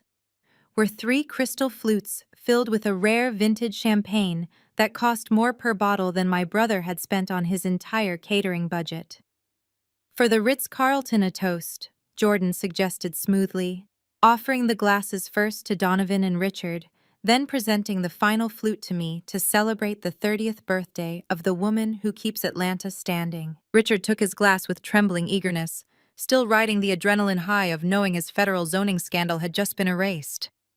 Donovan raised his flute, his eyes locking onto mine with an expression of pure, unadulterated reverence. To Amaris. Donovan said, his voice carrying the deep resonance of a man used to commanding boardrooms in a city full of kings. You are the only absolute monarch we recognize. Thank you for your guidance, your discretion, and your unparalleled brilliance. Happy birthday. Richard immediately raised his glass higher, eager, not to be outdone by his peer, to the keeper of our legacies. Richard added, his voice thick with genuine emotion. Without you, we are nothing but targets. May your reign be long and unquestioned. I looked at the two of them. These were the men my family treated as deities. These were the men my mother and father had literally sacrificed my emotional well-being to impress. They had cast me out, called me a bitter spinster, and demanded I hand over my grandfather's heirloom watch, just so Trayvon could spend 5 minutes in their presence. And here they were, standing in my living room, looking at me as if I held the very oxygen they needed to breathe. I raised my crystal flute to meet theirs, to knowing exactly where we belong, I said softly. My words laced with a double meaning they could never possibly comprehend. As the 3 glasses converged in the center, clinking together with a clear melodic chime, I saw the photographer position himself perfectly out of the corner of my eye. The lighting from the antique chandelier above cast a warm golden halo over the scene. At that exact fraction of a second, instinct and hierarchy took over both Donovan Pierce and Richard. Subconsciously dipped their shoulders. They lowered their chins, dipping their heads in a micro-expression of absolute submission as their glasses touched mine. I remained perfectly straight, my posture commanding my midnight blue gown, catching the light as I looked down at them with a serene, untouchable smile. The camera flash fired a soft, brilliant burst of white light that immortalized the moment. Forever. I did not need to look at the digital preview on the camera screen to know the shot was an absolute masterpiece. It was the visual embodiment of true power. It was an undeniable, irrefutable document, proving exactly who ruled the upper echelons of this city. 2 billionaires bowing their heads to a black woman they paid to clean up their messes. I took a sip of the champagne, the crisp, expensive bubbles dancing on my tongue. Richard and Donovan drank deeply, their faces relaxed. The heavy burdens of their respective scandals lifted from their shoulders. They began to chat amicably between themselves, discussing market trends and golf courses completely at ease. Now that they knew they were under my protection, I stepped back, leaving them to their conversation, and motioned for Jordan to follow me into the adjacent corridor, away from the noise of the main hall. "Did we get it?" I asked, keeping my voice low. Jordan grinned, pulling up his tablet and syncing it with the photographer's feed. He turned the screen toward me. "It is the most lethal photograph I have ever seen, boss." I looked at the image. It was stunning. The framing was immaculate, capturing the opulence of the estate in the background, but the focus was entirely on the power dynamic. Richard and Donovan looked like loyal subjects, paying tribute to an empress. The contrast was devastating. "Push it to the firm private social media account," I instructed. "Do not tag them. Do not use any aggressive captions. Just a simple thank you to our esteemed clients for celebrating 30 years of excellence with us tonight.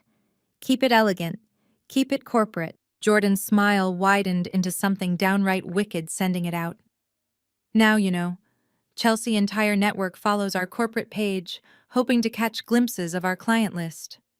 Trayvon mid-level managers follow us too, pretending they understand high-level public relations." "I know," I replied, turning my gaze back toward the grand hall.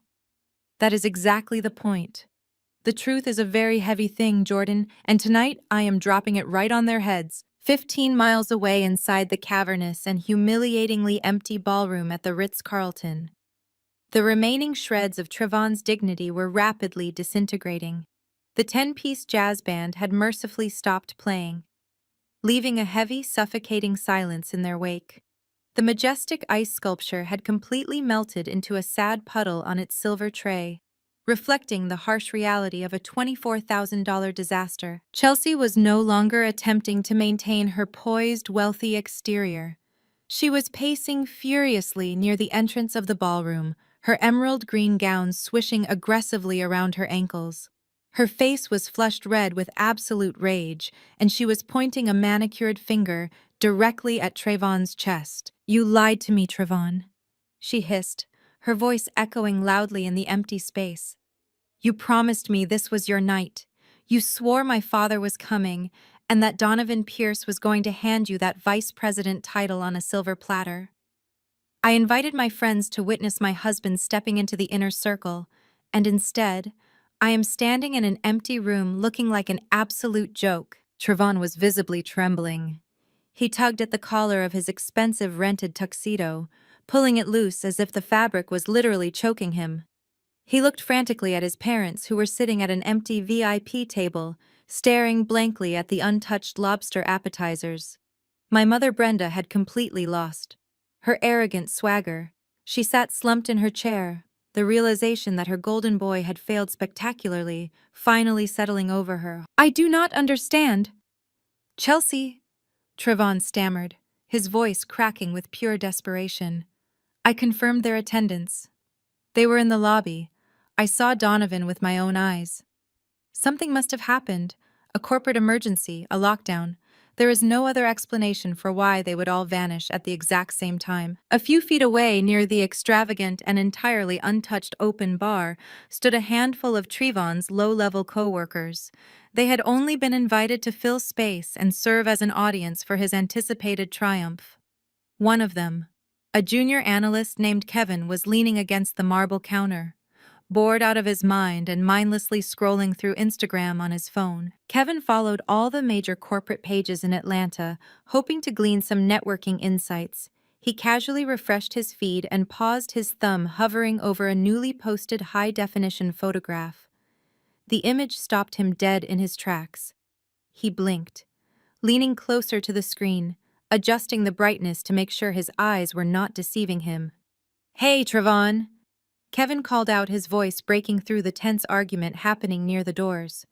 "You might want to look at this." Trayvon snapped his head around, glaring at his subordinate. "Do not interrupt me, Kevin. Whatever meme you are looking at, it can wait." "I really do not think it can," Kevin replied, stepping away from the bar and walking slowly toward the center of the room, his eyes still glued to his screen. Is not your sister named Amaris, the one who does freelance consulting? The mention of my name made my mother Brenda immediately stand up from her chair.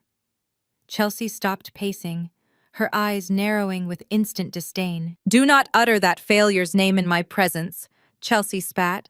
We already kicked her out tonight. She has nothing to do with this. Kevin swallowed hard, looking extremely uncomfortable but unable to look away from the photograph.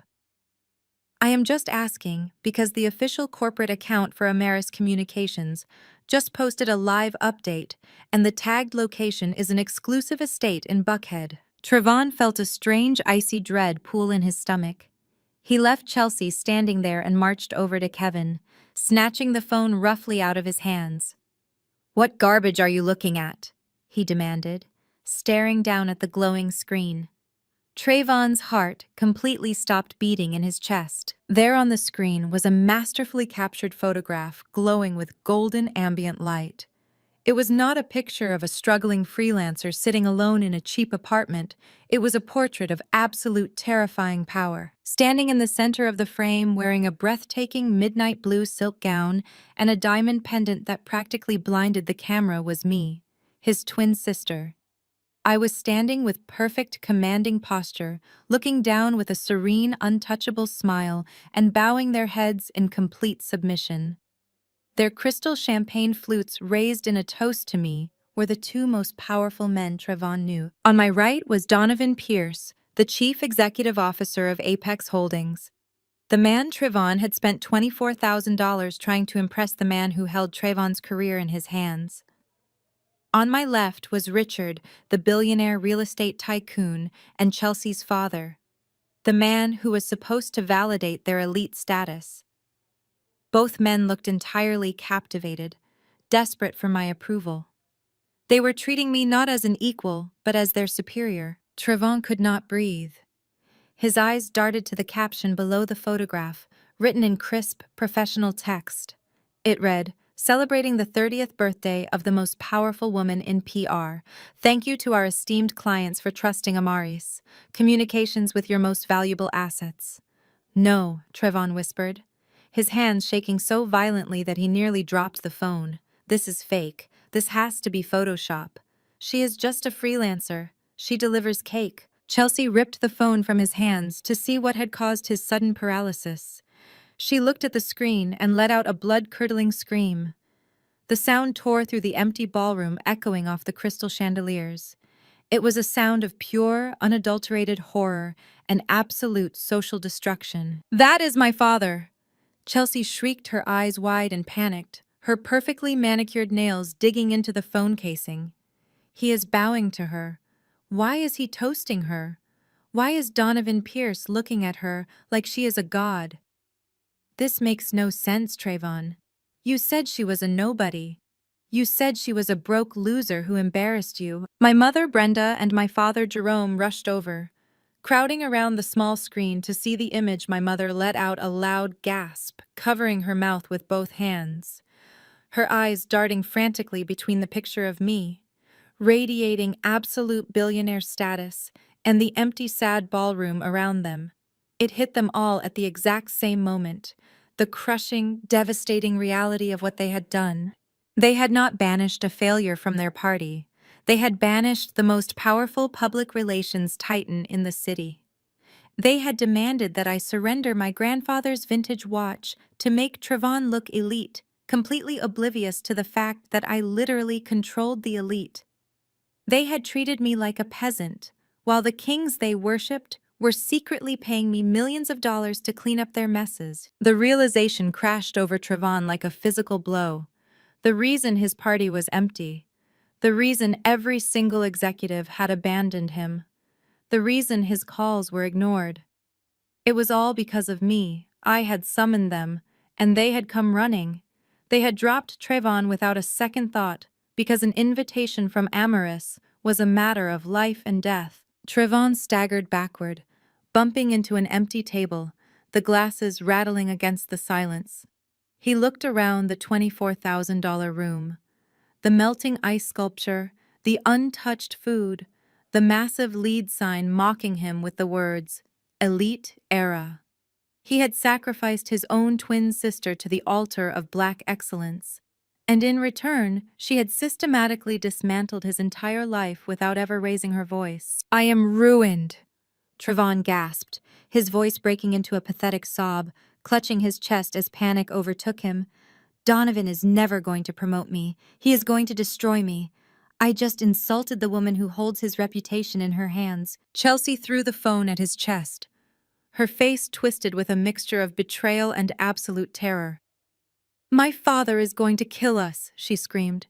"You made me treat the most powerful woman in Atlanta like a servant. Do you know what she could do to our family?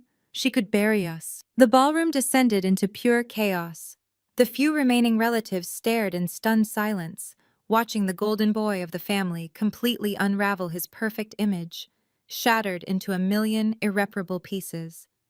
The dominoes had fallen exactly as I planned, and they had crushed every single delusion my toxic family had ever held. It was exactly 1 in the morning when the last of the armored SUVs and sleek Maybachs pulled out of the secure gates of the Hilltop estate. The exclusive Client Appreciation Gala had been a monumental and overwhelming triumph. Throughout the entire evening, Richard and Donovan had orbited me like grateful subjects, desperate to ensure their retainer fees were secure and their secrets remained permanently buried. The atmosphere had been thick with genuine respect, a stark contrast to the desperate fawning that usually characterized corporate networking events. I had not just proven my worth to the elite of Atlanta, I had reminded them that my silence was the foundation of their success. Leaving the cleanup to my impeccable event staff, I had returned to the serene quiet of my downtown penthouse. I had shed the midnight blue silk gown and washed away the heavy evening makeup, slipping into a comfortable silk robe. The adrenaline of the night was finally beginning to ebb, replaced by a profound and settling peace. Jordan, my executive assistant, was sitting quietly at the mahogany conference table, reviewing the final digital analytics from the carefully timed social media post. We were simply enjoying the quiet aftermath of a flawlessly executed strategy. Then the silence of the penthouse was violently shattered. My personal cell phone, which had been mercifully quiet for the past few hours, suddenly began to vibrate aggressively against the glass coffee table. The screen lit up in the dim room, flashing Trevon's name. Jordan paused his typing and looked up, an amused smirk playing on his lips. "It seems the golden boy has finally found his voice," Jordan noted softly, leaning back in his leather chair. I stared at the glowing screen, watching it buzz across the glass. Part of me considered letting it ring out into the void to let him stew in the agonizing silence of his own making. But the architect in me, the woman who had meticulously arranged every single falling domino, wanted to hear the final crash. I let it ring 3 times before I slowly reached out and swiped the screen to accept the call. I did not bring the device to my ear. I simply tapped the speakerphone button and set the phone back down on the glass table, leaning back against the velvet cushions of my sofa. "What the hell did you do?" Trevon's voice exploded through the tiny speakers. He was screaming so loudly and hysterically that the audio distorted into a ragged grating noise. "Did you bewitch them, Amaris? How did you do this? You stole my guests. You ruined my life." "Chelsea's Dad is screaming at her for not knowing you. You bitch." The sheer panic and raw terror in his voice filled my luxurious living room. In the background of the call, I could hear the chaotic echoes of the Ritz-Carlton parking garage. I heard the screeching of tires, the slamming of car doors, and the muffled, frantic sounds of our parents arguing bitterly. Trevon was hyperventilating, his breath catching in his throat as his entire fabricated reality collapsed around him. I took a slow, calm sip of cucumber water, letting his hysterical accusations hang in the air for a long, agonizing moment. Jordan watched the phone with a look of deep satisfaction. "You call yourself elite?" I said, my voice dropping to a smooth, chilling calm that cut directly through his frantic sobbing. "But you did not know your VIPs pay me millions to hide their stupidity." Trevon choked on a sob. The false bravado and corporate arrogance completely stripped away, leaving nothing but a terrified little boy whose toy had just been broken. "You set me up!" he wailed, his voice cracking pathetically. "You purposely humiliated me in front of Donovan Pierce? Do you have any idea what you have done? My career is completely over." Chelsea's father just told her she married a fraud and a liability. "I did not set you up," Trevon, I replied. My tone as cold and unyielding as a glacier. "You set yourself up. You called me 3 days ago, demanding $2,000 to buy wine for a man who does not even respect you. You ambushed me in our parents' living room, trying to steal our grandfather's vintage watch so you could play dress-up. You and your toxic wife stood in a hotel hallway and told me I was a struggling peasant who was not allowed at our shared birthday party because my very presence would offend the elite." I paused, listening to his ragged breathing over the speaker. "The men you practically worship, the men you beg to attend your little party, are the same men who sit in my office and beg me to save them from federal prison and corporate ruin. All I did tonight was send out a piece of paper with my name on it.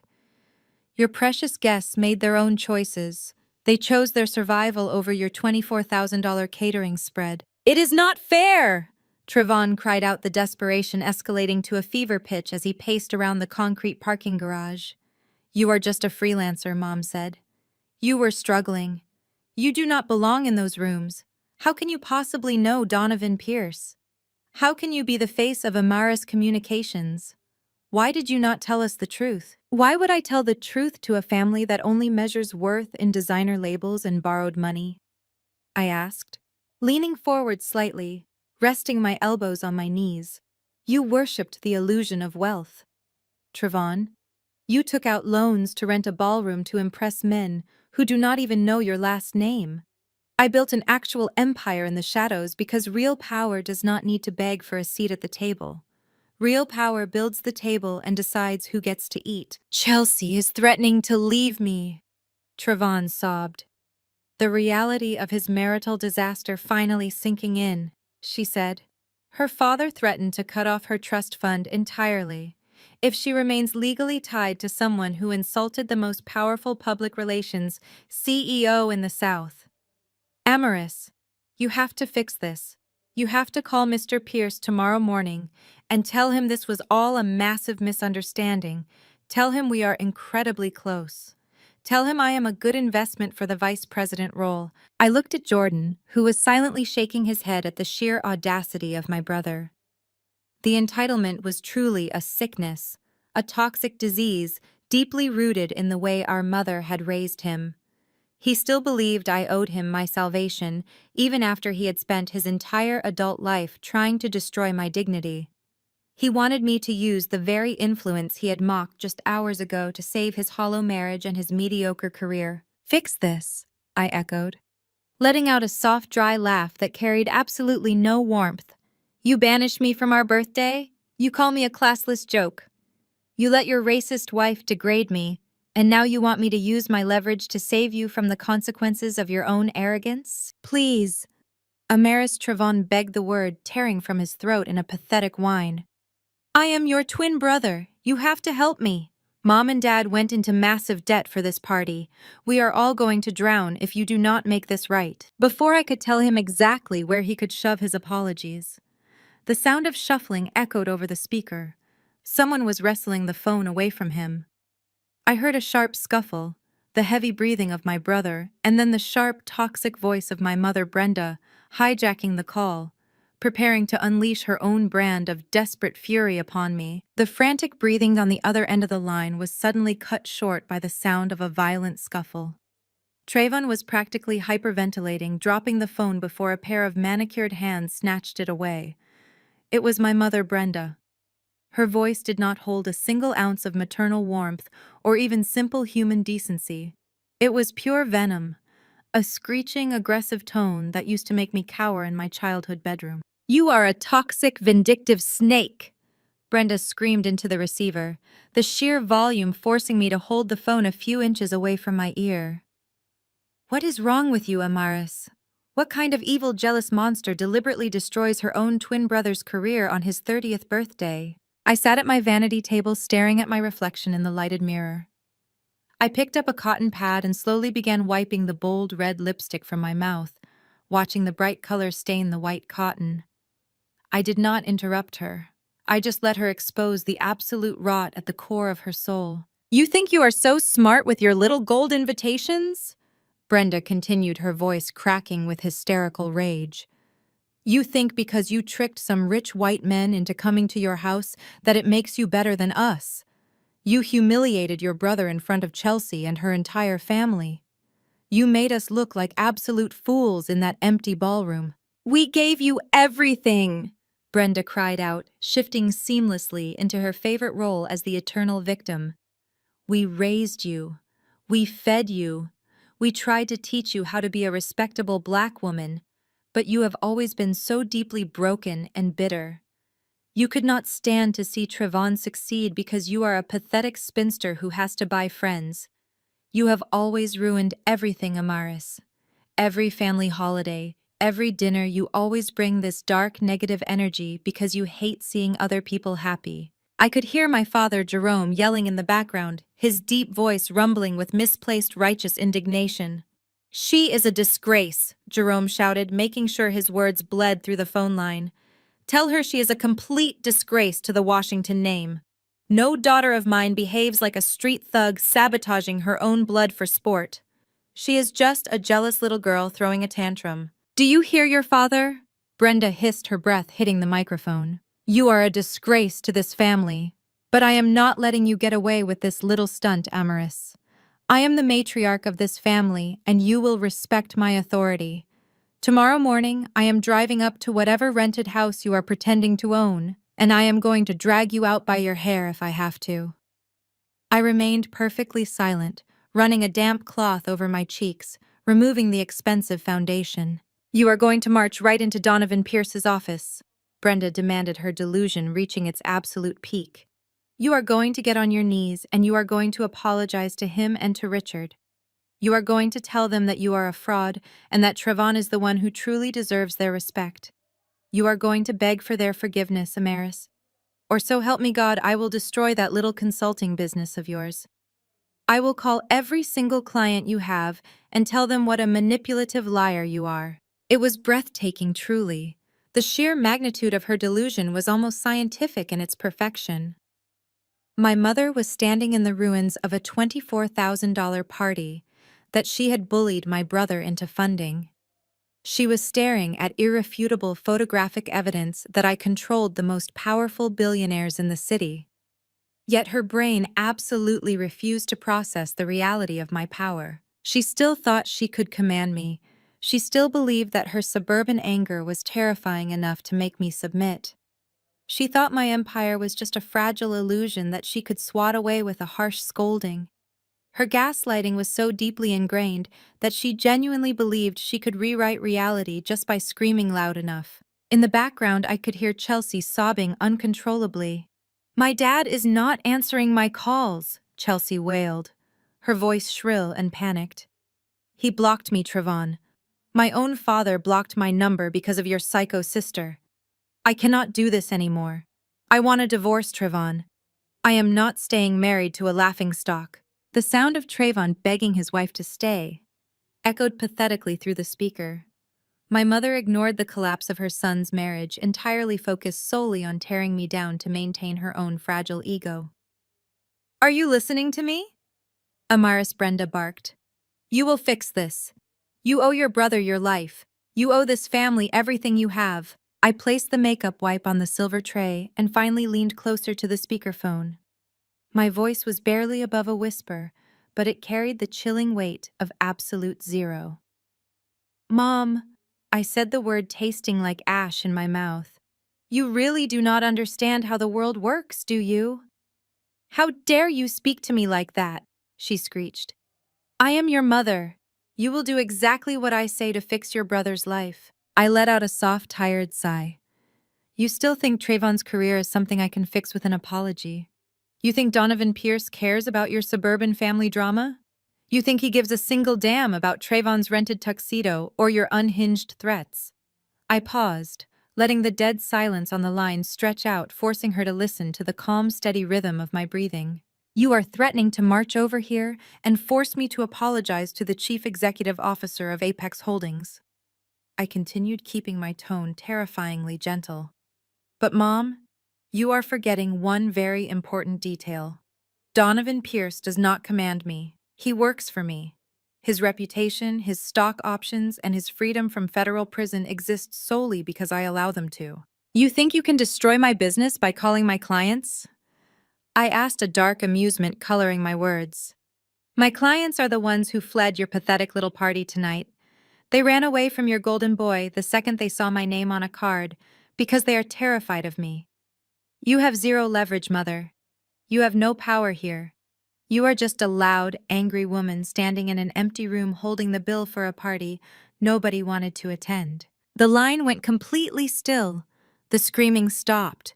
The gaslighting hit a solid, impenetrable wall of truth and shattered into a million pieces. Brenda was finally beginning to understand that she was entirely, utterly outmatched. I let the silence hang there for a few seconds, letting the absolute reality of her powerlessness sink deep into her bones before I delivered the final blow. You said you were going to march over here tomorrow morning to force an apology, Mom, I said, a dark, icy laugh escaping my lips. But you really do not have to wait until tomorrow to speak to Donovan Pierce. In fact, I can save you the trip entirely. I heard a sharp intake of breath on the other end of the line. Trayvon was breathing heavily near the phone, listening to every word. Let me explain exactly how the real corporate world works, I continued, my voice dropping into the smooth, clinical tone I used in boardrooms. Donovan Pierce is the chief executive officer of Apex Holdings. Apex Holdings is my biggest client. What Trayvon and his pathetic little networking group failed to realize is that Apex just finalized the acquisition of Trayvon's mid-level firm 3 days ago. I heard a choked gasp from Trayvon. He had no idea. When a major acquisition happens, Mom, I explained patiently, they hire outside consultants to audit the executive staff. They want to know who is a valuable asset and who is a desperate climbing liability. Donovan hired my firm Ameris Communications to handle the executive purge for this merger. The line was so quiet I could hear the ice melting in someone's abandoned drink in that empty ballroom. For the past month, I have been reviewing Trayvon's performance metrics. I stated the facts, hitting them like physical strikes. His numbers are mediocre at best. He is not a visionary. He is just a man who wears expensive suits and speaks in empty corporate buzzwords. But even with his pathetic numbers, Donovan was willing to let him keep his mid-level job. That was until tonight. What did you do? Brenda whispered, her voice trembling with an emotion she had never shown me before. Genuine fear. I did exactly what I was hired to do, I replied. Tonight, Trayvon threw a flashy $24,000 party using his parents' retirement savings specifically to manipulate and flatter the very executives who are buying his company. He tried to play the role of an elite high roller while begging his sister for wine money. In the corporate world, Mom, that is not called ambition. That is called being a massive public relations liability. I paused, letting the weight of my words crush the last remaining fragments of their delusion. So tonight, while you were all standing in that empty ballroom wondering why your guests fled in terror, I submitted my final executive audit to Donovan Pierce. I officially redlined Trayvon's name. The promotion is gone, Trayvon. Your current job is gone. You are fired effective immediately. There was dead silence on the other end of the line, a thick, heavy quiet that stretched on for what felt like an eternity. The grand illusion of black excellence, the false prestige, the desperate climbing, it had all been completely incinerated in a matter of minutes. And then the explosion came. It was not my mother screaming this time. It was Chelsea. You are fired! Chelsea shrieked, her voice piercing through the speakerphone with such intensity I had to pull the device away from my ear. You are a jobless fraud, Trayvon. You told me you were going to be a vice president. You told me you were securing our future. Chelsea, please, Trayvon begged, his voice breaking into pathetic sobs. I can fix this. I can talk to him. Talk to who? Chelsea roared back at him. The man who just fired you, or the woman who literally holds my father's entire billionaire legacy in her hands? You are a joke, Trevon. Your whole family is a joke.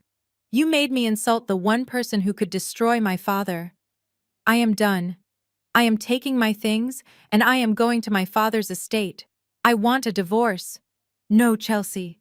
Wait, Trevon wailed, the sound of his footsteps echoing as he presumably chased after her retreating figure. My father Jerome was shouting now, demanding to know how they were going to pay off the massive loan he took out for the party.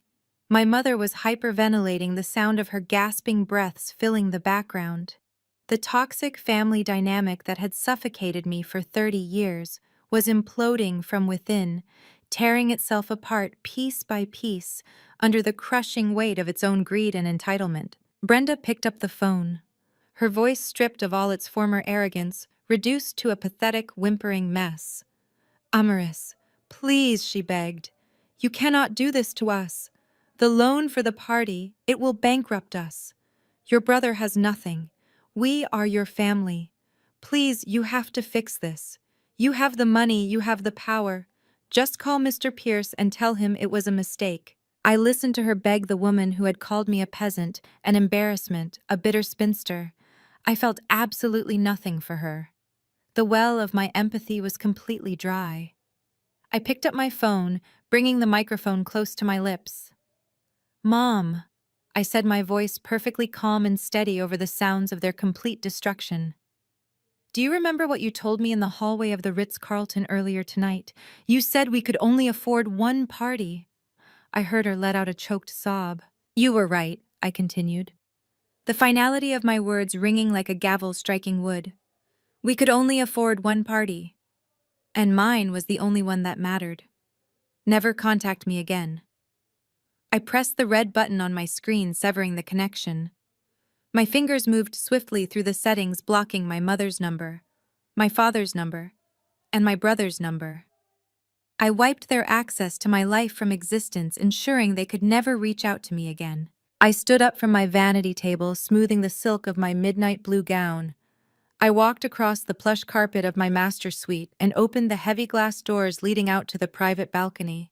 The cool night air washed over me, carrying the faint scent of rain and pine. I looked out over the sprawling grounds of my hilltop estate, the driveway still lined with the luxury vehicles of the most powerful people in the city who were currently downstairs drinking my champagne and waiting for my return. I was no longer the forgotten twin, the scapegoat, the delivery girl. I was victorious, independent, and utterly untouchable. I took a deep breath of the crisp night air, smiled at the glittering city lights below, and walked back inside to rejoin my guests. The ultimate lesson here is that your true value is never defined by toxic people who fail to appreciate your worth, even if they are family. Real power does not come from loud boasting or begging for validation. It comes from building your success in silence, setting unbreakable boundaries, and bravely walking away from environments that demand you shrink yourself. You owe absolutely no loyalty to those who only offer disrespect. Your greatest revenge is simply choosing your peace, independence, and unapologetic happiness. Have you ever had to cut ties with toxic relatives? Please share your story below and subscribe.